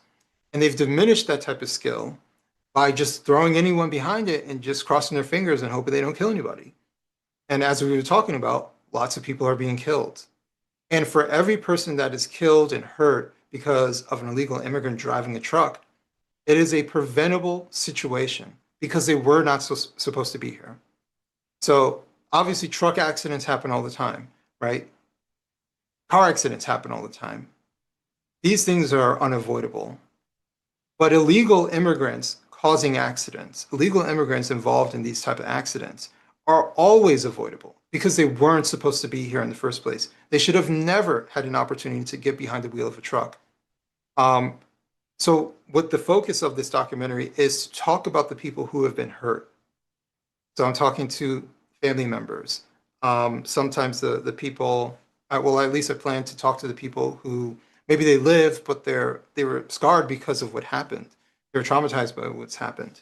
I want to put a face to the issue, because often what happens is, especially when it becomes political, one side minimizes it, the other side exaggerates it, and it just becomes a numbers game. What's worth it, what's not worth it. And I just want to say, like, it changes you. I'll speak for myself. It changes me when I talk to a widow who lost her husband because an illegal immigrant who was deported 16 times, jackknifed in the mountains of Colorado and crushed and killed her husband. Like, it changes you when you hear a story like that, because it was all preventable. It should have never happened. And that trucking company that he was driving for was shut down by the FMCSA a year prior. So it just goes to show, I know the administration wants to do all of the regulatory moves. Let's make this illegal. Let's change this and make sure they're not able to. None of that stuff matters. You can have as many laws as you want. If there's no authority, it doesn't matter. I can make a law that you're not allowed to pick your nose outside. If no cop is willing to arrest you for picking your nose outside, it doesn't matter. These are stupid laws and stupid regulations. The FMCSA has tons of regulations, and clearly there are people who do not care because they're criminals. Criminals don't care about your laws. And so, I just want to show the story of these people who were affected because there are certain people who do not care about our laws. And they will set up an environment, and the trucking industry is one of these environments where they set up for malicious activity to make some extra money. And some of these actors are American citizens themselves, and they're at the top. We just mentioned Amazon.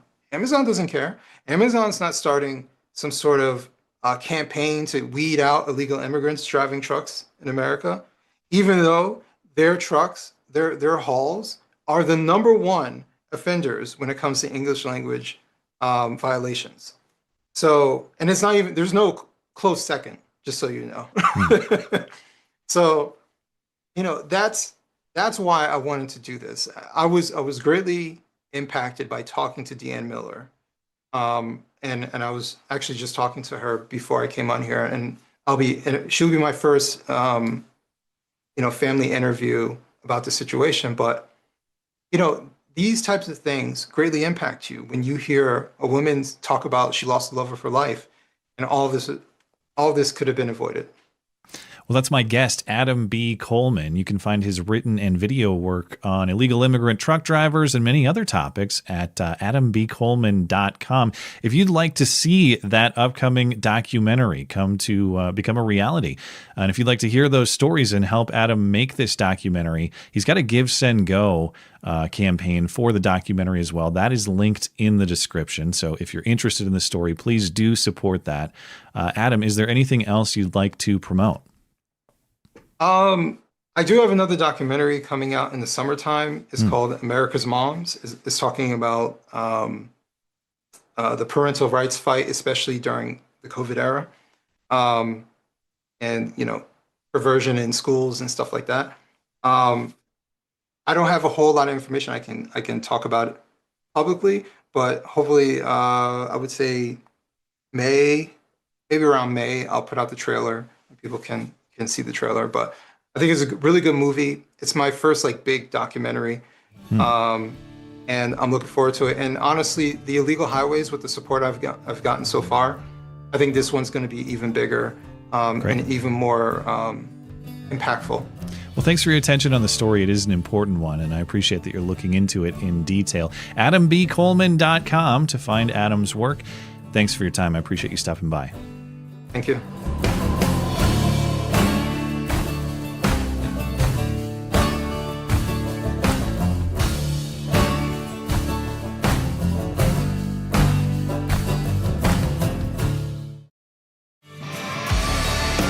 Stand back and stand by.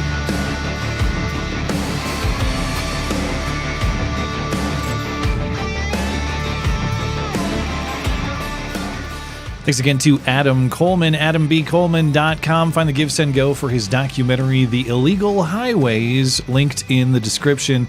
Wrong Speak Publishing. Ironic that I spoke that wrongly. I'm sorry to Adam. Seriously speaking, I should do a better job making sure I cite the work of my guests properly, but wouldn't be the first mistake ever made on this show. They don't know what the fuck they're doing. My mind occasionally blinks here and there. Yeah. I was on Newsmax once, and I forgot the name of the host that I was on with. So he introduces me, and I'm like, thanks. Person.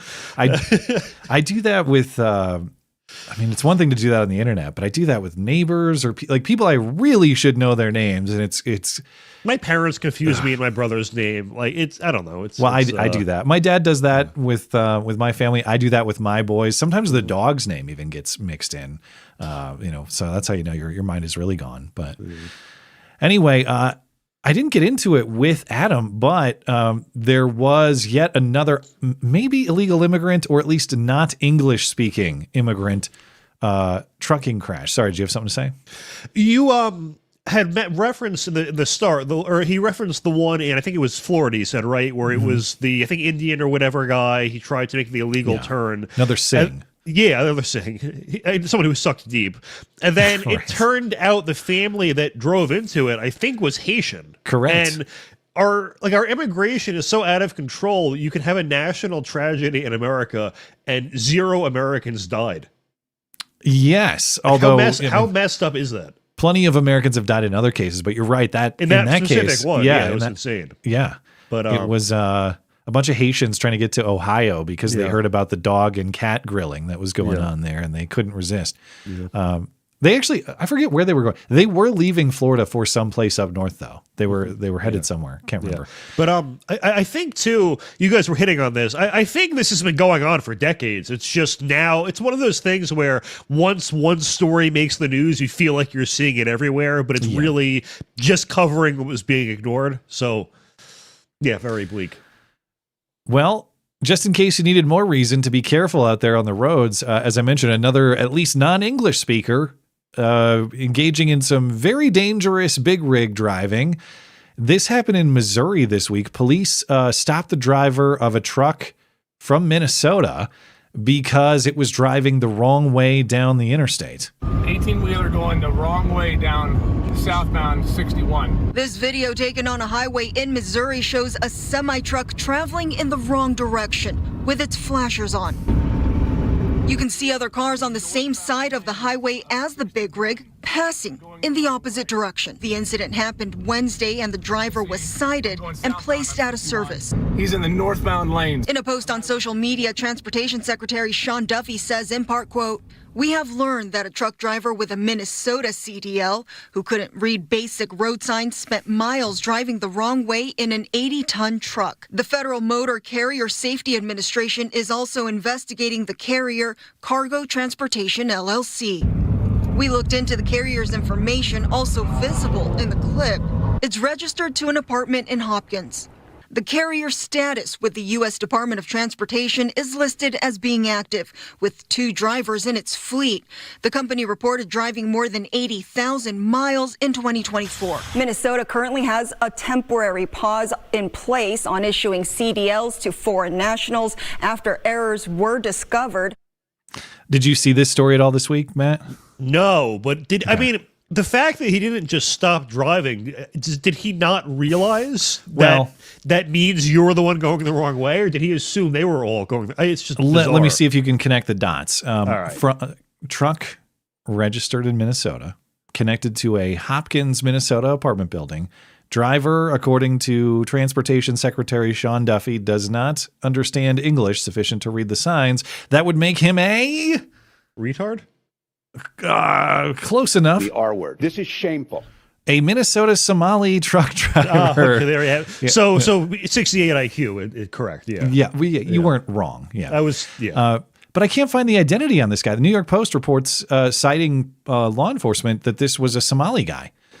But so your question about how could you possibly drive miles the wrong way down the interstate? And again, Somali. I haven't seen it with big rigs, but there have been illegal immigrants here in Bozeman and the interstate I-90 that runs through here driving the wrong way down the interstate. And I don't get it because they're not from countries that drive on the other side of the road. And they still do it. And even if you were from a country on the other side of the road, the highway is still one direction. Like it was a separated highway, so it's not even possible to have a lapse of judgment and go, "Oh my God, I'm British. I forgot you drove on the right here." You know, there are clues such as oncoming cars. Like anytime dead giveaway.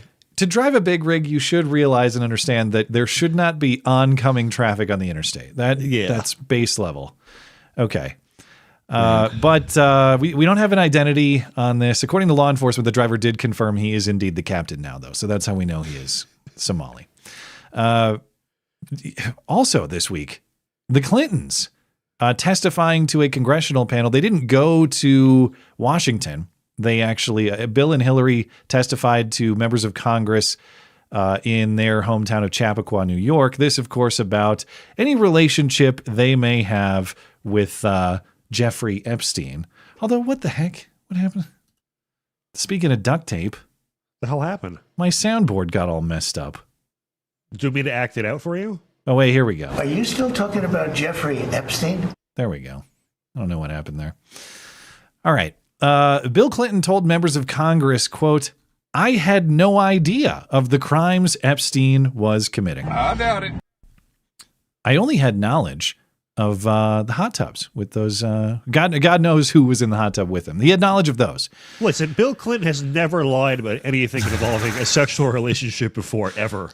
I did not have sexual relations with that woman. Whoever she was in that hot tub. He continued, "I have two things at the end of the day." Okay, wait. "I have two things that at the end of the day matter more than your interpretation of those 20-year-old photos."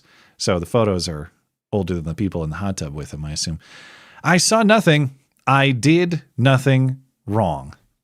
Okay, decide based on his previous claims, as you mentioned, if you believe that or not. I mean, the best case scenario is he fooled around with some Epstein girls that were of age.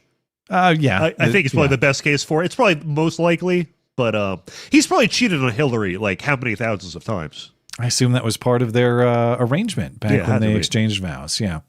Likewise, Hillary on Thursday said she had no relationship with Epstein. She only knew Ghislaine Maxwell casually as an acquaintance. It doesn't sound like much of value came from this particular piece of these pieces of testimony.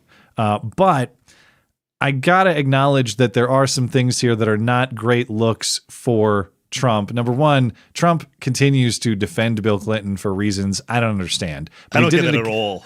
Again, when he went to Texas on Friday, he was asked by reporters at the White House about Bill Clinton. And he said, quote, "I don't like seeing him deposed, but they certainly went after me for more than that." Okay. Maybe after the 2016 election, Bill was like pulled him aside and was like, "Dude, she's a total bitch. Great job." So that would explain it. They're good friends now. Yeah, they're all cool. But here's the kill shot. As part of his testimony, Bill Clinton said under oath that Trump was not involved with Epstein. And as Razorfist observes, that to me confirms Trump sexually abused many underage girls. This is the most convincing evidence I've seen so far. So it just has to be acknowledged. Did you see the saga of Jimmy's Seafood in Baltimore this week? I was going to go there to reward them, but then I realized it's in Baltimore and I'm not risking my life to How far is it? How long does it take you to get to Baltimore? Maybe 4 hours, I feel like. Okay, so it's a bit of a commitment. It's not a quick trip. Baltimore is not a great place you want to be in. Escalated chance you get murdered. Yeah, it's horrible. It's hell on earth, really. Well, anyway. Of course, we're now a week away from the Olympics, so I take that as an indicator. Yes, you saw the saga, but we'll get to the reporter at the Baltimore Sun in a moment. But we're now a week away from the Olympics. We're not going to be getting any more journalist opinions about how the U.S. winning is bad somehow or anything like that. But before we move on, we should acknowledge this seafood restaurant in Baltimore fighting for the American people. Thus, Matt Palumbo was almost motivated to go visit them. But last weekend, the Huffington Post tweeted, "If waving the American flag or chanting USA turns you off, well, you're not alone."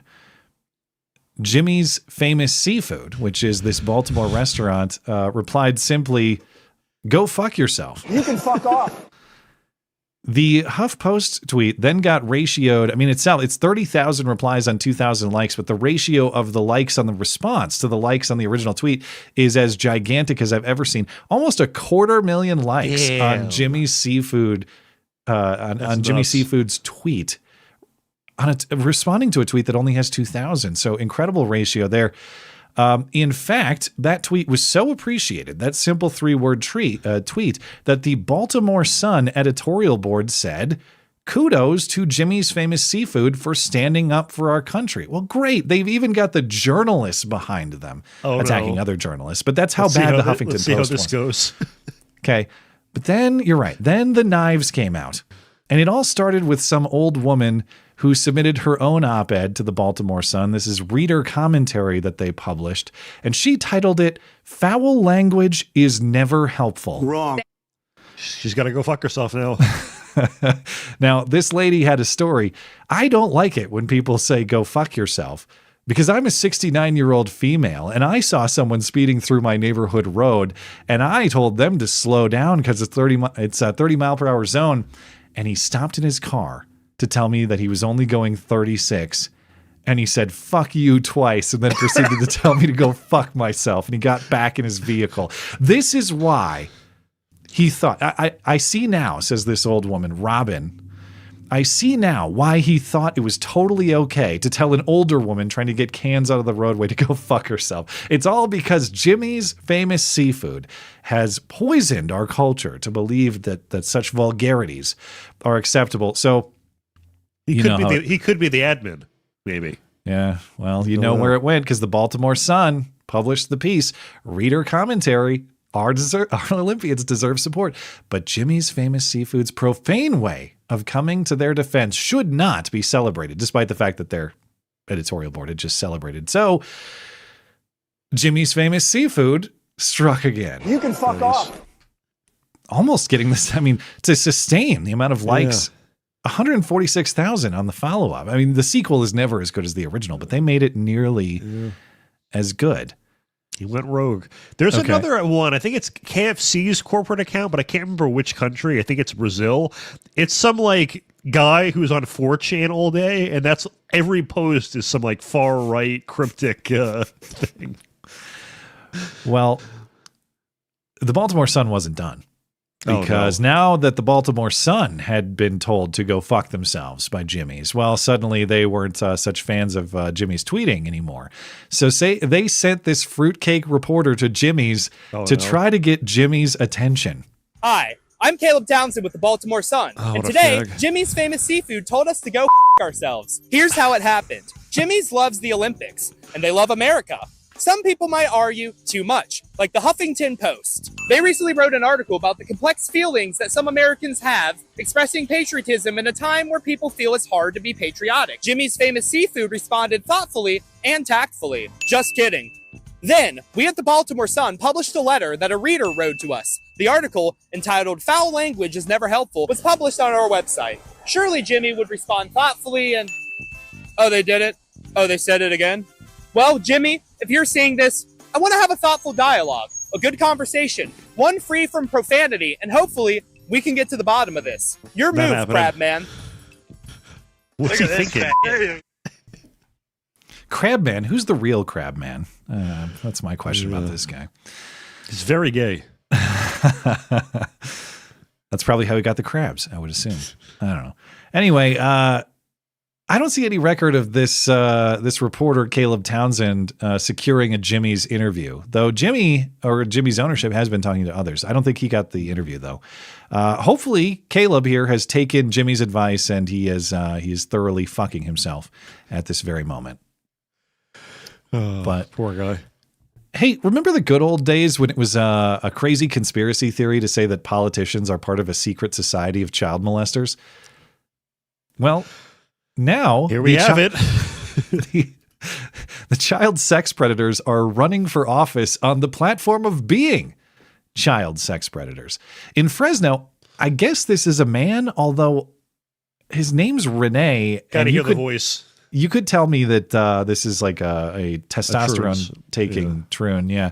Very femmy. But Renee Campos is running for city council, and he's openly saying, vote for me. I'm a registered pedo. Well, I believe Fresno deserves leaders that are honest from the very beginning, not the end. So going into this, I am putting my life out there. Upfront about his status as a registered sex offender, Renee Campos is not running from his past as he runs for office. I've been given the chance to rehabilitate through the courts and back into the system. Charged with being in possession of child sex abuse material back in 2018, the Fresno native says he pled no contest to a misdemeanor charge. Now launching his campaign to represent District 7 on the Fresno City Council. He says his focus is on safety. So I say, let's choose somebody outside the box, somebody who knows the system from inside out. Because I've experienced the laws that we are trying to reform right now. Fresno County Clerk and Registrar of Voters James Coos says state law does not prevent a registered sex offender from running for office. Once you leave prison, you're on probation, you actually are allowed in California to reapply and become a registered voter again, which would then make you eligible to be able to run as long as you are living in the proper jurisdiction. He touched young people. Good God, man. I'm an expert on the laws I want to change. Why do you want to change them? Did something happen? Why does he? Do we want lighter penalties for child sex predators in general? But what room is there left for reform? That is to say, he's out there as a member of society. He did this. He was caught with kiddie porn in 2018. Okay, this wasn't 1995. Not that would justify it, but it's not like he was locked away for a long time. In fact, he was never locked away. He pleaded no contest to a misdemeanor charge and completed the court-mandated rehabilitation process. You want to talk about laws to reform? How could this possibly be any lighter? If it was lighter, they would give you the kiddie porn, and the government in California probably will supply you with kiddie porn very soon for exactly that reason. That is going to be the next like LGBT acronym, addition to their acronym is going to be normalizing pedophilia. Yeah. I mean, it's a pretty obvious observation, I think.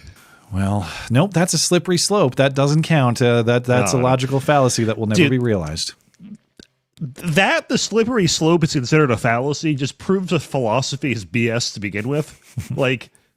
Imagine applying the slippery slope literally and being like, all right, if I start to go down this hill, I think I'll keep going down it. And someone's like, no, of course not. Just because you go down a foot doesn't mean you're going to go down another foot after that. If we apply the physics principles of gravity plus a lack of friction, it is foreseeable that someone will slide. No. You can't conclude that. Fallacy. Right. Correct. But no, you don't when you change laws, when you change the culture, it changes how people view other issues. And I mean, every group that organized to support gay marriage continued in operation after gay marriage was legal because they knew it would fuel all these other similar issues and move the needle on them. So, and it did. Now, I would like to predict that this guy has no chance. This is ahead of the primary on June 2nd. There are a lot of other people running, and even the other Democrats running are like, bro, what the fuck? If you listen to the rest of that news story. So I hope that this is an isolated joke, but to your point on the slippery slope, how far away are we from that being a part of the Democrat Party platform? Well, yes, we touch kids. Join us.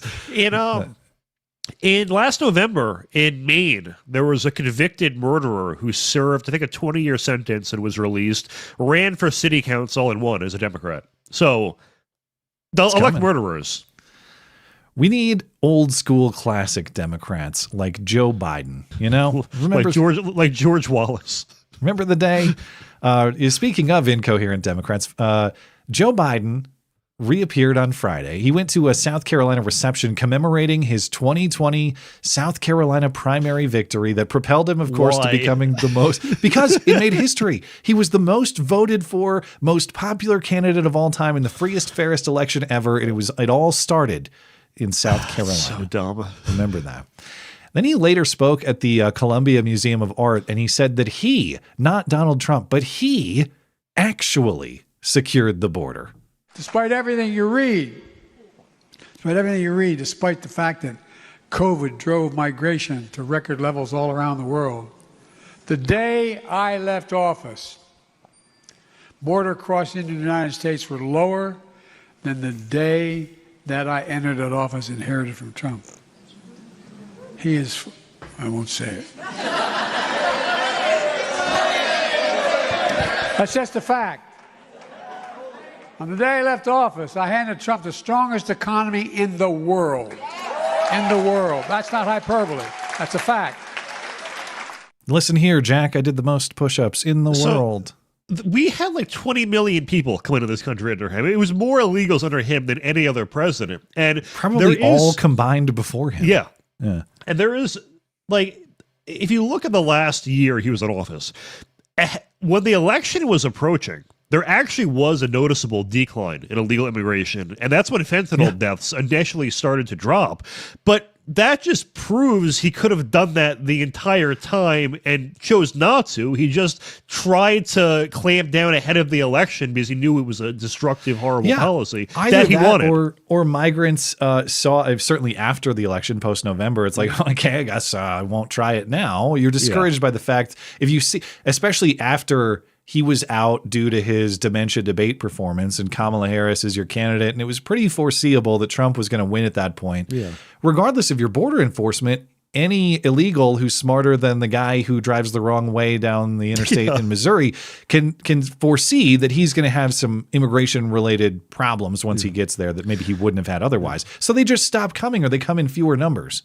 And then too, when he was trying to blame the mass migration on COVID. I've never heard that before. We had almost no border cross. Like, we locked down the border for COVID, and it also stopped illegal immigration Trump's last year, and he's the one who undid all those policies. So, yeah, I've never heard the COVID caused mass migration all around the world. That's a new one to me. He just treats that as an automatically true proposition. I never heard that.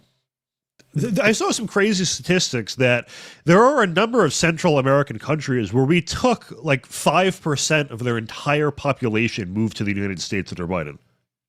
I could it's believe insanity. Yeah. And this point he makes, he always makes this point.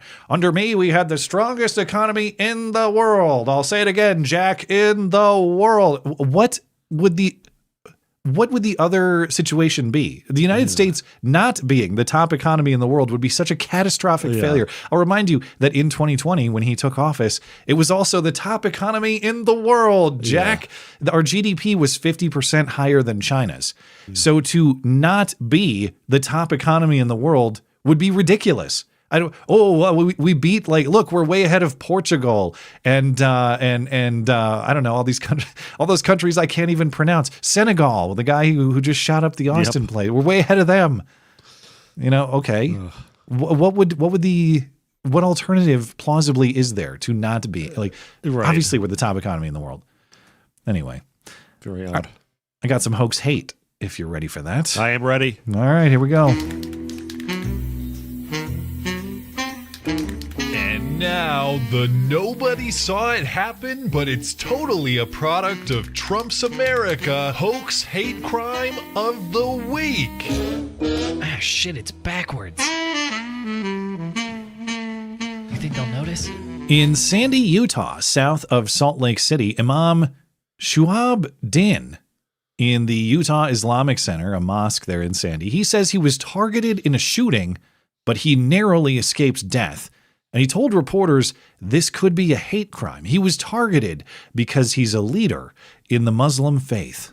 Imam Shuab Din leads a congregation of nearly 1,000 people at the Utah Islamic Center. I'm more concerned now for my congregation and their safety. He says he first noticed a white four-door sedan parked outside his home when he left on Monday night. He came out of his car, he pointed a gun at me. He called 911 and kept driving. I was hoping he would pass me and I could get behind him, but he just stopped next to me and he came out of his car and then shot 8 times. His mosque just a half-mile from his home. The shooting in the holy month of Ramadan. Do you believe this was targeted because of your religion? I believe it was targeted. Could be because of my religion. Obviously, he was waiting outside my house in this very quiet, peaceful neighborhood for more than an hour and a half. He knew my schedule. He knew the make and model of my car. He seemed very determined. So yes, I'm afraid this could very well be a possible hate crime. Well, that was the shooting was Monday night, and police worked diligently and they found their guy. By Friday night, they had a suspect. He was arrested. It was an Islamophobic hate crime committed by a Muslim, a guy named Abdul. During the manhunt, law enforcement released these pictures of the suspect's car, a white Kia Optima. I wanted to follow him so I could give the dispatcher who heard the shots, by the way, the 911 dispatcher, the locations. The dispatcher discouraged it, instead focusing on Imam Dean's well-being, who luckily went unscathed. But his car? It has 8 holes in it, and this looks like there's engine damage. Without a car, but grateful law enforcement arrested Abdul Rauf Frahidi. I wish he would repent for his sins, and become a better person instead of trying to harm others. As for shooting suspect Afridi, he has been booked on several charges, including 12 counts of aggravated assault and 1 count of felony discharge of a firearm. This Salt Lake Tribune reporting here about the arrest, he's just a suspect. All right, he's like a trans shooter. They don't know what to call him. We're not going to call him Abdul, that's for sure. He's just not even mentioned. A suspect, what's his name? Abdul. Control F, Abdul. No results. It's not in the story. Anyway, Abdul Rauf Afridi, a traditional white supremacist name, of course. But now that it is obviously not a hate crime, this is not an Islamophobic attack, it is now a mental health episode. That's what it is. Reporters talked to Afridi's wife, who said he suffers from schizoaffective disorder and is currently not on his medications. So nothing to do with Islam at all. Actually, it's just Abdul, the crazy guy, not taking his pills again and going and trying to kill the imam. But there must be something that explains why he would want to do this, even if he does have mental health problems. The motive so far is officially unknown, but it is reported way down at the bottom of this reporting. Let me find it. Last sentence in the story seems pretty relevant. Sandy police said in a statement, "We can confirm that Mr. Afridi was known to the victim prior to the shooting." So what kind of relationship did they have? Probably really negative. Because the thing is, if he knew the shooter and was playing it as a hate crime, he knowingly lied. I mean, if they didn't have a prior relationship, you could reasonably claim to have just been mistaken. I mean, it's unlikely another Arab would, or whatever he is, like they know each other. He probably knows what kind of car he drives. Mm-hmm. He said he was considering pursuing the guy as he's shooting at him. It sounds like he was close enough to see a guy he knows. And yet, this was presented as a hate crime. There's more to this story, for sure. Yeah. Also, in Myrtle Beach, South Carolina, Black Chipotle employee Kenesha Brown Spivey arrived at work this week and discovered a skeleton hanging from its neck inside the restaurant. And she says this is a racist display and Chipotle management has to be held accountable. Kenesha Brown Spivey says she showed up for work at Chipotle on South Commons Drive in the Surfside area and saw a skeleton hanging from its neck inside the restaurant. As a black woman walking into a building and you see something hanging from the roof, the first thing your mind goes back to is slavery. And the fact that it's still happening today in 2026, people are still being hung, and it's supposed to be taken as a joke, it's not funny. Brown Spivey says she faults the worker who hung it, also management for not taking accountability. And all I got was a text message, "Are you done?" That's all I got. No, are you okay? What happened? Do you want to talk about it? We received a statement saying, in part, quote, "The employees involved said that there was no racial motivation or intent behind the display referenced in the social media post." Adding, "We understand how it may have been perceived and we take these concerns very seriously." Tiffany Andrews, the president of the Myrtle Beach branch of NAACP, says this type of behavior is not okay. At some point in time, enough is enough. And agreed. This is bullshit. I will have to say to the CEO of Chipotle is what you perceive as being offensive may not be what I perceive as being offensive. Therefore, we must have sensitivity training to make sure we're all in tandem of what is offensive and what's not. South Carolina and Wyoming are the only 2 states without any hate crime laws. That's unacceptable. I don't even like racism. Yes. If you need sensitivity training to know something's offensive, it's not offensive. Yes. Yeah. If you have to be trained into being offended by it, it's probably not that bad. But yes, listen to barely blacker Rachel Dolezal, who runs that chapter of the NAACP there. You ever hear someone explain premises correct and then jump to the completely wrong conclusion? That's what she just did there. Well, what Chipotle needs to understand is that what is offensive to me is different from what is offensive to them. Ding, ding, ding, correct.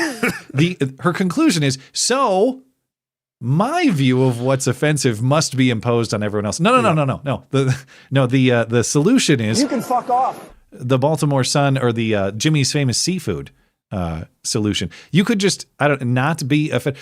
Enough is enough. Enough is enough. Yes, enough is enough. Stop caring so much about bullshit that is obviously not an attack on you. God, man, it's like you're so close. You're right there. You have all the right premises, and then just bang, right to the totally wrong conclusion. I mean, the NAACP, though, does have to justify their existence. Of course. So you need stuff like this. Also, are they the only people that are allowed to say colored people, like in the whole country? I think the only ones remaining. They're grandfathered in. Gotcha. I'm glad you appreciated Kanisha there. So I texted my complaints and the manager said, "Are you done? Are you done, bitch?" Only thing the manager did incorrectly was not fire her on the spot. It's such an embarrassing thing to admit. Like we got that information from her. Yeah, it was all of this. Yeah, the entire everything, including her own embarrassment, was supplied by her. You're right, and it's clearly a prank about. Let me pull up the screenshot again here. Hold on, because there's clearly a context to this that we're missing. That is not like we hate blacks, so we put up hanging dummies or something to simulate lynching people. Now there is this skeleton that's hanging from some sort of light fixture, but he's got a name tag on that says Vinny. Now I assume Vinny, that's not Kanisha. Vinny, it's anti-Italian discrimination. Well, yeah, there's clearly we're gonna bust up those spaghetti Americans. Anyway, Vinny, I assume, is probably some kind of employee at Chipotle, maybe a fellow coworker.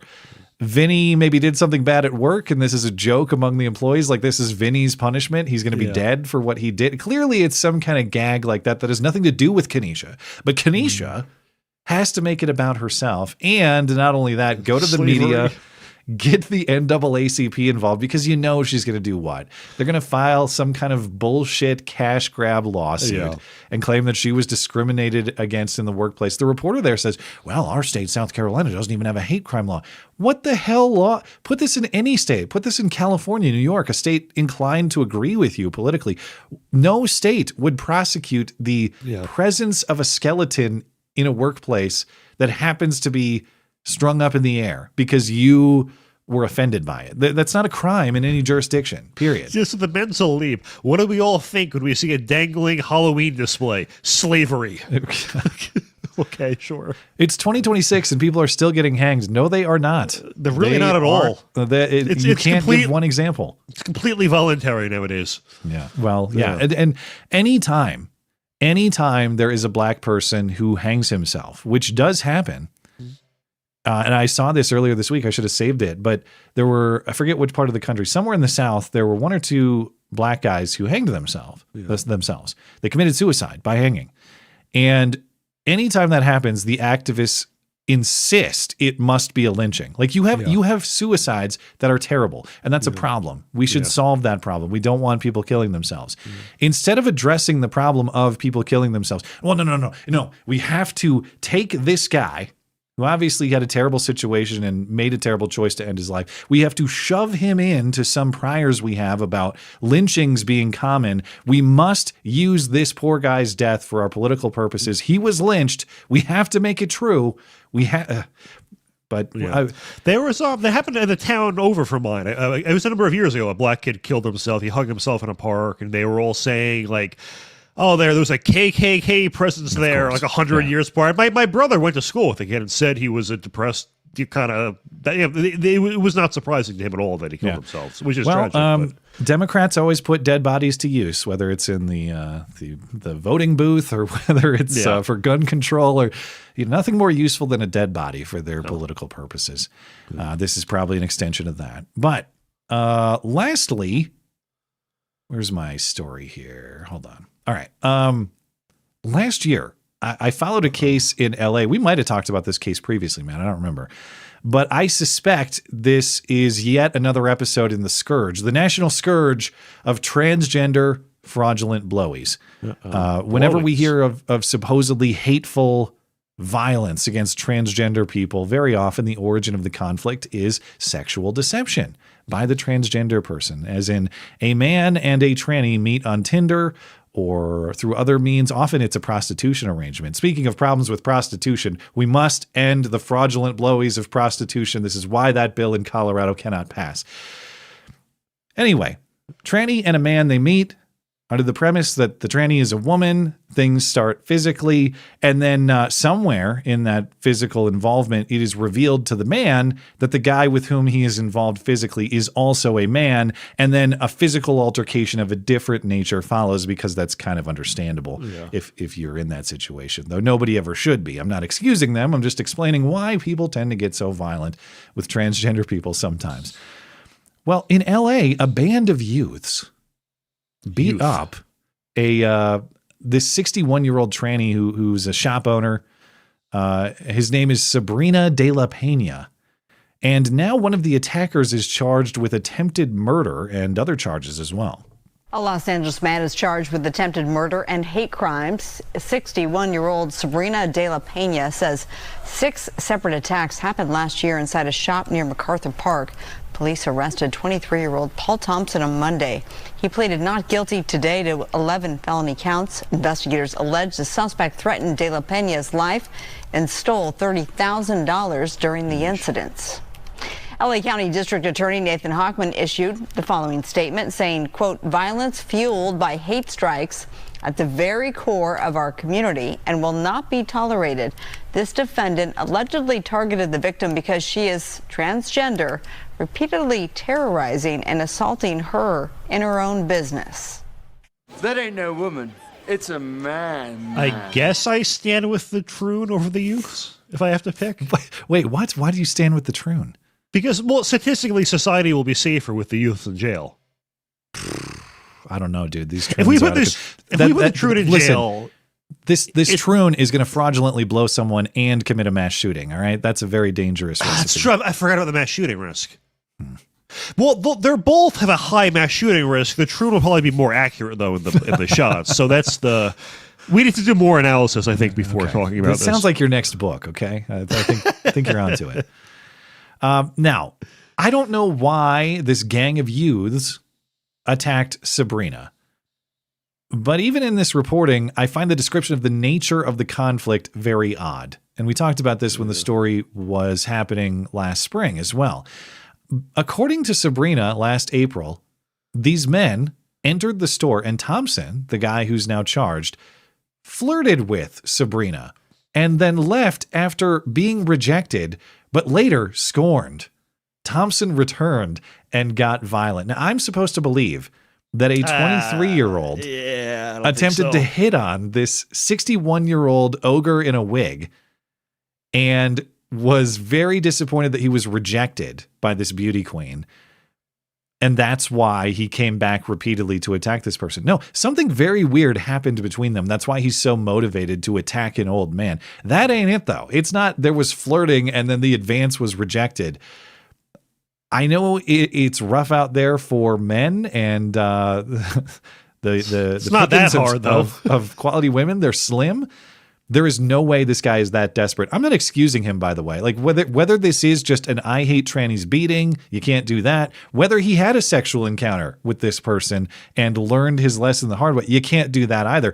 But something else happened between Sabrina and Thompson and the rest of these youths that motivated them so much to go attack him repeatedly. And it's not rejected flirting. There is more to this story. And hopefully the truth will come out at trial. We'll follow. I mean, if the youths are attracted to trannies, that is also more in favor of putting them in jail. So, how about all? Is there a box for all? I'm fine with everyone going to jail too. Everybody but the Fresno kitty porn guy. He's done his time. He doesn't need to be locked up anymore. It was also lame. The DA said she, because Hochman, I think when he ran, he was like the anti-Soros DA candidate. I think he was a Republican, but changed to independent just because of the area he was in. But it's kind of lame. Well, what do you expect in LA? Did he replace Garcetti, or who was before him? No, Garcetti was mayor. Who was DA? I wrote a fucking book on this, and I'm blanking on the name. This is 4 years ago, but we were just talking about the embarrassment of not being able to remember names. Google LA DAs. Who am I thinking of? Anyway, it's time for Super Chat. Call it a night while you pull that up. George Gascon. Oh, of course, Gascon. For some reason, I was thinking Gascon was the Philly one, but that's Larry Krasner. Anyway, over on Rumble, Purpose of the Ages says, your guest makes a great argument for reducing regulation. Much like gun regulation, trucking regulation restricts the good truckers while giving criminals access to increased freedom and profits. Yeah, I think there is I think that's a perfectly reasonable way to interpret it. That is to say, the illegal immigrant truck drivers are a problem. Is that a problem that's fixed at the CDL application counter at your DMV or wherever that happens? I don't know. I don't have a CDL. I assume the DMV, but I don't know. No, it's by making sure that the border is secure and these people can't get in. That's where that problem is solved, because if they're getting in here, they're going to find ways to do the things that they're doing. So yeah, it is unfortunate. I don't think that all CDL regulations are out of line, or that you shouldn't certainly have things like English language proficiency. Speaking of English proficiency, I can't even say the word, but yeah, demonstrate you understand how to read English. That would be good. I'm not opposing all restrictions in this realm, but I do agree that if the presence of the illegals is not addressed first, the rest of it is you're putting a Band-Aid on a fatal wound. It's not a real solution. Thank you, Purpose of the Ages. Also says, owning a business is difficult. That's why the employees make dirt compared to the owners. If you low wagers want more money, start a business. That'll increase competition and improve our economy. Yeah, you poors out there. And also deport 30 million people. There's truth to that, too, to your prior point, Purpose of the Ages. That is to say, like, for people who are just getting started in the workforce, like you're saying, Matt, people who want entry-level jobs, that's the toughest, because you are competing with a lot of this illegal labor undercutting your work. And the whole application process for at least the past 10 years is deliberately demoralizing, because you go online, every employer makes you make an account for their website's application. It's all these, the whole like application you fill out is questions that are all answered on your resume.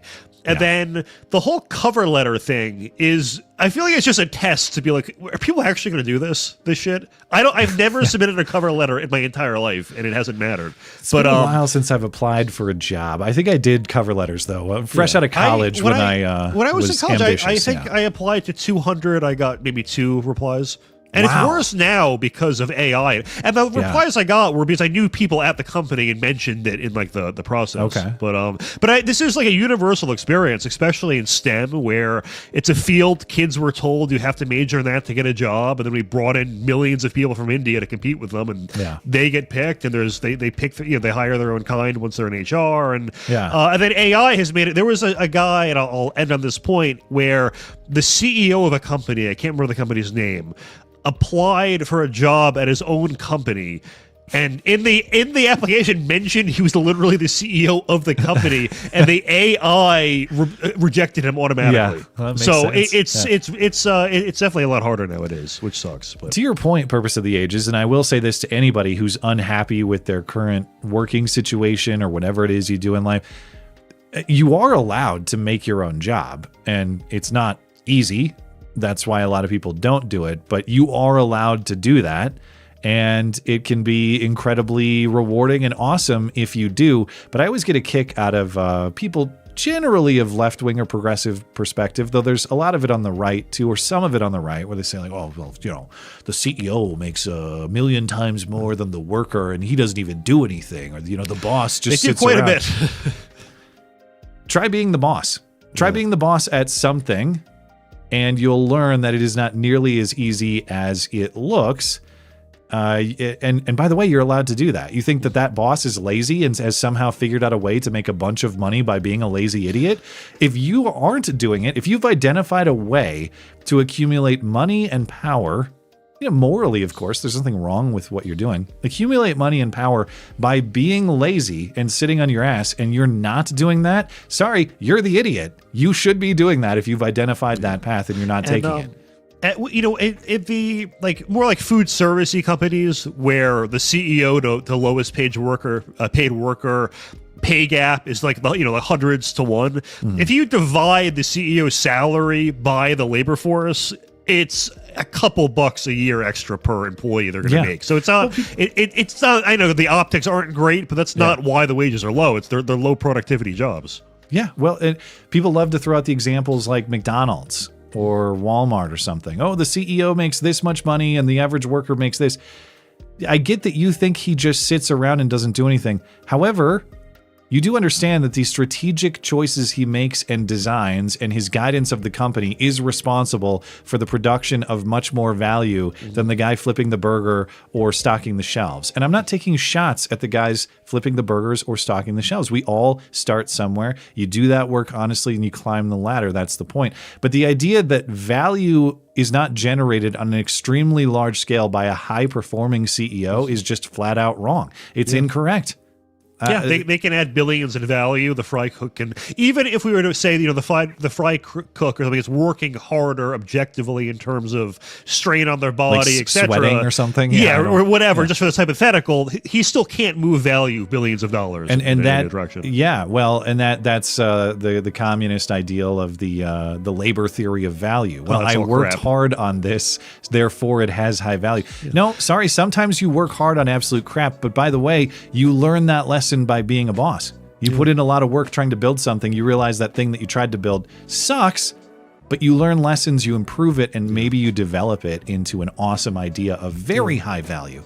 So, and then I'll end on the point of you also have to price in the risk of business failure, which is half of all businesses. So, you're not seeing that when you see a CEO out earning an employee. Right. You're missing the 50% failure rate. Let's say McDonald's does say, we've really overpaid on CEOs. Let's hire a shitty one at a low pay and watch what happens to the performance and value of the company by cheaping out and hiring someone untalented.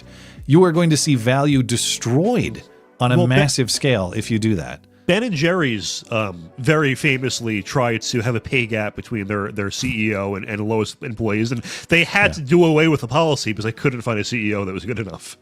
Of course, it's always... everybody loves to say that everyone else is stupid and lazy and that yet they somehow earn a bunch of money. Sorry, if you can earn money by being stupid and lazy, do it. Otherwise, you're the idiot. Right. Enough on that. Yeah. Thank you, Purpose of the Ages. Appreciate your support and the interesting thoughts as well. Okay, over on YouTube and Tippy. Oh, it's not just the Ayatollah who's in the chat over on Tippy. It's also honest Joe Biden. He's tuning in tonight after his trip to South Carolina. Hey guys, I feel great today. The Ayatollah. I'm thinking in my head the Trump joke. I told ya. And then he killed him. I tried to Ayatollah. Nice. The Ayatollah is older than me, and Trump had to blow his ass up before he died. I will live long enough to run for president in 2028. All right. Well, congratulations to Joe Biden. For the United States of America. We'll see if he does run for president of the United States of America in 2028. Beat his own record for most votes. Irish Nat. Tell Palumbo to stick it up his ass. Oh, here we go. I knew it. Weed legalization has been the worst thing to happen in Colorado. But that's actually your point, right? Well, my point was not legalization, decriminalization. Oh, right. Okay. I mean, I know they're kind of the same. I had this totally framed. I thought this was a weed fan coming at you for hating on weed. This is a weed hater coming at you for being too permissive on weed. That's Listen, I've already called for a weed death penalty. I don't know what more you people want from me. All right. And what should I shove up my ass? Can we just be clear before I do anything? He just says stick it. It's like a pronoun describing a transgender or a Muslim shooter. We don't know. It's ambiguous. Well, I'm going to need further instruction before I do anything there. He adds weed legalization has been the worst thing to happen in Colorado. Wait till they try the prostitution, apparently. I think that was you tweeting or posting earlier. You're right. Yeah, you were right about that. Or that's what you referenced earlier, Irish Nat. It's basically ushered in all the other depravity. Public parks and concert venues are now intolerable because of the entitled, useless potheads. Who called for the death penalty for that? You heard it here first. You guys are on the same team? I will say the one thing I do not like the most about the trends with weed is the normalization to the point where people are delusional that there could be any negative effects of weed at all. Like if you see a news article about, hey, smoking weed, if you smoke a joint and go drive, you're going to probably be more likely to get in an accident. The comments are all delusional retards who are like, actually, when I get high and drive, I'm a better driver. Of course. It's like, oh my God. Or there probably is a link with schizophrenia or people who are predisposed to certain mental illnesses that very heavy drug use will bring that out or more likely. And everyone does the thing where they just point out them being the exception to the rule, how it doesn't apply to them. It's like, well, okay, good for you, but it's not a good trend. Once we finally deport all the illegal immigrant truck drivers, we will have only highly skilled marijuana smoking truck drivers. So look forward to that in the future. But yes, IrishNet, thank you for your support. I hope you guys are closer to teammates than enemies on this. You can unite on the death penalty for the public. If he wants to help with the executions, I'm more than willing, despite that I have to shove something at my ass, I guess. All right. Esoterica Unbound. I've always found Jimmy's to be rather overpriced for what you get, but I will now consider the additional cost to be an editorial support fee, right? So if you know Jimmy's, Esoterica, send me an email and tell me how their food actually is. I'm nowhere near there, but if, let's say it was, within reasonable distance to me, I would pay a visit to that place for sure. Ryan Allen, slippery slope is an argument and an informal fallacy generally becoming a fallacy when phrased into a continuum fallacy by over-expanding to an absurdity, IIRC. Now, I'm too much of an old person to even know. Nerd alert. What is IIRC? All these, it's if I remember correctly. Oh, yes, right, okay. Yeah, no, it's a good comment. This is my problem, though, with a lot of debate nerds or people who... It's the same thing with people who are so uptight about the technical rules of statistics, which you see a lot in the transgender shooter context. Now, I get it. Transgender shooters, very small sample size. You should be careful with drawing definitive conclusions when you're talking about a handful of cases over the last X amount of years, all right? It's one transgender shooter can really skew what are perceivable conclusions. It's an important point. It's an important qualifier. I get that. I'm not dismissing it. However, people act like unless a statistically acceptable sample size is present, you can't possibly draw any conclusions or have any suspicions about the data. Same thing with logical fallacies when you're having a discussion and with the same sort of people who say, source, do you have a scientific study for that? They're the same people who want to turn a debate into a debate about logical fallacies. Like, oh, maybe if I can just say you violated the technical rules of the Monopoly game, I don't actually have to buy the hotels. I don't have to buy the houses. They treat words like they're spells, which is slippery slope. I win. Yeah, right. The left does that with everything. It's like Dungeons and Dragons, right? Yeah. Like you must deploy this thing in this way. Yeah. And we can't act like within certain appropriate qualifications, there aren't rational thoughts that can be drawn out of the premises we're working with. Anyway, thank you, Ryan. I'm not accusing you of being a nerdy Dungeons and Dragons player. Just, I was tongue-in-cheek with my nerd comment. It was very well written. Esoterica Unbound. If you're hanging a skeleton from... if you are hanging a skeleton, from part of it, are you supposed to hang it? Or from what part of it are you supposed to hang it? The balls? I would be less racist. I guess. So hang it from... no, never mind. I'm trying to think of some joke about like the humerus bone, something funny, but it didn't arrive. So next time. I got nothing. It's that time of night. Thank you, Esoterica Unbound. Taker610. I don't know what point was trying to be made, but I saw a Facebook post that said if this person was forced into a bathroom full of ICE agents or trans people, they would choose the trans people. Now, listen, I'm no fan of feds, but if I have to pick feds, I'll take ICE agents. They're doing a valid, constitutionally consistent job. Our feds are better than their feds. A bath. Wait, this is a bathroom? Okay, not a bathtub, but a bathroom. No, I'm not going in the bathroom full of trans people. I'm just not. No. There's going to be, I don't know. God knows what's going on in there. Producer Tim told this joke before, but fuck it, I'm going to say it again. There are no repeat. There's no joke double dipping on this show. Just kidding. I love driving jokes into the ground. Some might say it's all I do. Surprise trannies are like a tourist stumbling on a dangerous animal in Australia. You get an unpleasant surprise when you're exploring down under. Crikey! I can't do the Australian accent beyond that. I can just say crikey and down under. There's a snake in that bush. Yeah, I guess so. Got him. Steve Irwin would be proud. Okay. Did Steve Irwin invent the term crikey? Was that like an Aussie? I think he popularized it. They said crikey before him. He didn't invent it. I assume he didn't invent it, but he popularized it. I'm making this up, by the way, but that's what I think. In my world, that's what happened. Esoterica Unbound. Here we go. Listening to the match shill for the man. Oh, man. We're shilling for the man. It warms my heart. The idea that there are actual grown-ups who were born after 1980 seems like more than a boomer can hope for. Yeah, I mean, you could call it shilling for the man. I know you're kind of tongue-in-cheek. It's the worst insult you could give us. I get it. Like, I assume this is in the Iran context. Like, or the tranny that I was defending. That's shilling for a man, too. You're right. But yeah, the stuff that we're doing in Iran and really what we've done recently in Venezuela and elsewhere, it is not the way that I would choose to operate if I was president, for all the reasons we've discussed for years on this channel. Not a big fan of intervening in other countries' affairs unless there is an imminent threat to the American people.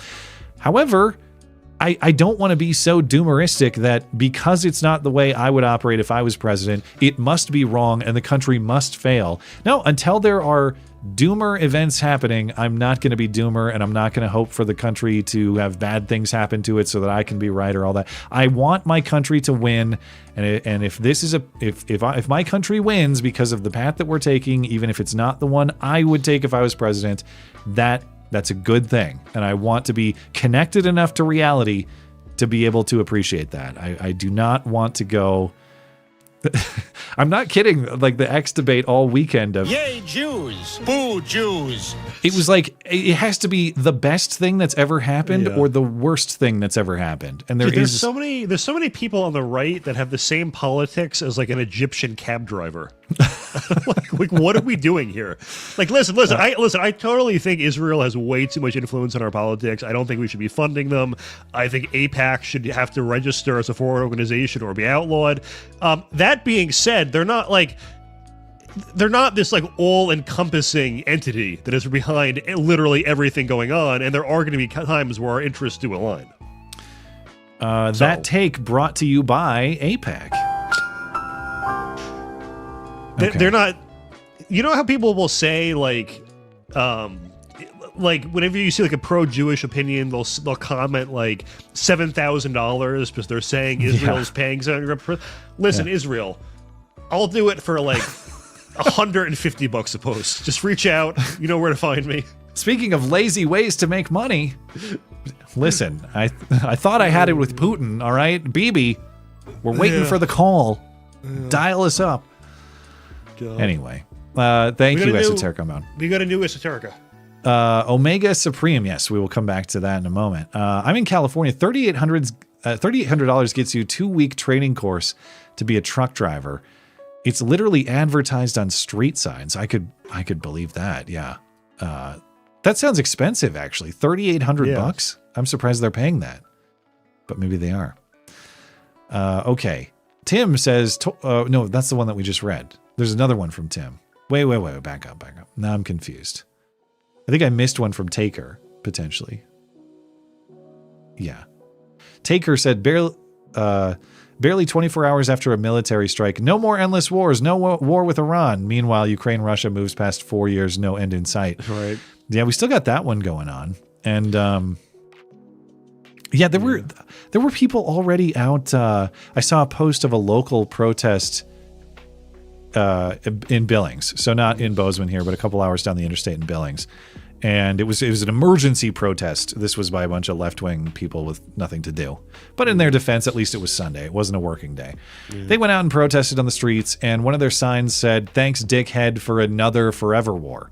And this is the kind of thinking that I'm talking about, where, yeah, I also don't like long-term U.S. military engagements on behalf of propping up someone else's country or influencing it to be the sort of country that we want it to be. However, it's been like 24 hours, 48 hours, and this is already counted in the forever war tally? Like, I remember once Norm Macdonald was like live tweeting in a response to the Democrat debate back in, I guess it was 2019 or 2020, and he's like, all these politicians say they want to end endless war.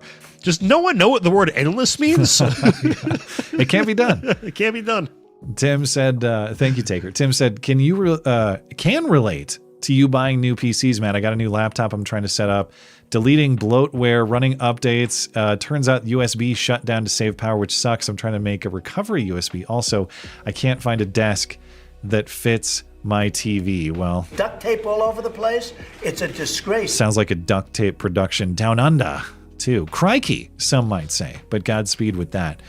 Esoterica Unbound, we got that one. Omega, we got. Tim says, I live in a country with a very high minimum wage, so I can vouch for too high if said wage makes securing a first job damn near impossible. The first job I got was government subsidized, so I can also relate to being hired at a really low wage. So yeah, if you want to, likewise with the regulations, you want to start a job, honestly, with very little skills or experience, right, the minimum wage is now $15 plus, or I could get Juan or Pedro and pay them cash under the table to do that job that doesn't require a ton of skill. And lo and behold, Juan and Pedro are hired to do the jobs that Americans actually do want, but not only are they not willing to do it for such low wages, in many cases, they are legally prohibited from doing it at such low wages. Well, I made this point in the last show, but liberals will say things about the minimum wage, like if you can't afford to pay a living wage, your business shouldn't exist. Yeah. But also we need millions of foreign workers so we can pay them less than minimum wage. So yeah. Yeah, of course. Yeah. Esoterica Unbound clarified. I should have made this connection. I don't know. The man I was referring to was your boss, right? You weren't talking about, I thought you were talking about like Trump and all that stuff. The government. You're talking about shilling for the man like your boss, which makes way more sense. I should have understood it that way. My apology for misreading it. But I guess you're technically my boss right now. I guess. I'm a little fun employed right now. What are you talking about? You have the greatest job that exists. It's sitting shotgun on this fine show. Anyway, shilling for the man, but I say that, like I said, as someone who, whether you believe it's a real thing or not, was unsatisfied with other workplaces and working for other people and decided to build something. And it may not, it's a duct tape production. It may not be the most impressive thing in the world, but you build something for yourself and you have independence that way. So I shilling for the man, I guess, but I'm saying that from the perspective of someone who decided, nope, the man's workplace is not for me. I'm gonna go do something else, and now I have something else. Yeah. So I do start a job next week, by the way. I'm not congratulations, a total loser or anything. Yeah. Is it at Jimmy's? Is it? I should have went. I can't move to Baltimore though. That's my problem. Okay. Maybe they'll let you tweet remotely for them. That would be a cool job. That would be a good job. I would love to just tell journalists to kill themselves all day. I do it for free, so yeah. Okay. I think there's one more. Okay, let's see. Omega Supreme. Yeah. It's not just 24 hours. We tagged Iran 6 months ago and declared mission accomplished. Yeah, I'm not holding my breath. This is the end of it. I agree. That's totally fair. Like Trump said, we're going to keep doing this for a little while now. I think it's ridiculous to say, thanks, dickhead, for another forever war. It is also ridiculous, like you're saying, to say, and I don't remember saying mission accomplished, quote unquote, like George W. Bush did on the boat. But yeah, there was claims that the bombing in Iran had set them back from their nuclear weapon progress years, decades, whatever. So, I mean, I take your point. Anyone who is doing a victory dance and saying that the world is forever reformed for the better because of this is also speaking prematurely. So I take your point on that. I'm more just amazed by the fact that we were able to pull this stuff off with this kind of precision. It is impressive. Even regardless of whether or not you're for or against, the fact that we can just I think every single person involved in the October 7th attacks is now dead. Really? I guess I didn't realize they had a tally of like exactly who all those people were. Yeah, all the leadership, they're all gone. The leadership, okay, but yeah. Yeah. Which I'm including, some of the Iranian proxies in that. Yeah. Taker says, tell Tim Seattle, the Seahawks, I assume their punter is an Aussie, Michael Dickerson. He's a fan of chicken salt and parmy, according to an interview with Aussie Television. Yeah, I know that there have been several Australian punters or kickers, I guess probably as a result of Australian rules football or rugby or whatever it is they play down under. I don't know what their football is like, but there are Aussies in the NFL for sure. Okay. I think we are all set. Looks like we're good on Rumble. We're all caught up on YouTube and Tippy. Anything else you want to mention before we're out of here? I don't know. I wrote a whole book in the past 3 months that no one's going to read, but I'm proud of myself for finishing it. So, hold on. 1 sec. Well, under the labor theory of value, it's worth $1 million bajillion. Huh? So I had my headphones off. Oh, I said under the labor theory of value, it's worth $1 million bajillion dollars. But I don't know. It's it took me like a year to put together. I spent the past 3 months like really finishing it up. But are you prepared to say what this book is, or is it? Are we just teasing it? I'm trying to think. I'm not so. If you're not sure, don't say anything. We'll come back to it. It's a biography for a politician in another country who. I mean, has 100% name recognition. AIPAC hired him to. It's not the Middle East, but it's just an influential politician in a different country hired me to be his official biographer like a year or so ago. So I've just been working on this in the background. But I don't know. It's a project that I'm very proud of. But it might not even get published in English, so I don't know if it'll be. So you write it and someone else translates it, or what? Yeah. Okay. So. All right. Well, we will have more to say about your forthcoming book when you are prepared to announce it. But you'll have to wait. It's just a teaser for now. I know everyone's on the edge. No one's going to read it. All right. Well, thanks for tuning in tonight. Thanks to our live chatters and our super chatters for making the show a success. If you're listening on demand later, thank you kindly as well for supporting the show. Thanks to my guest, Adam B. Coleman. Find him at adambcoleman.com. You can support his upcoming documentary, The Illegal Highways, using the Give, Send, Go campaign linked in the description. Also find him at Wrong Speak Publishing, not Wrong Think Publishing. I regret the error, but we appreciate Adam stopping by.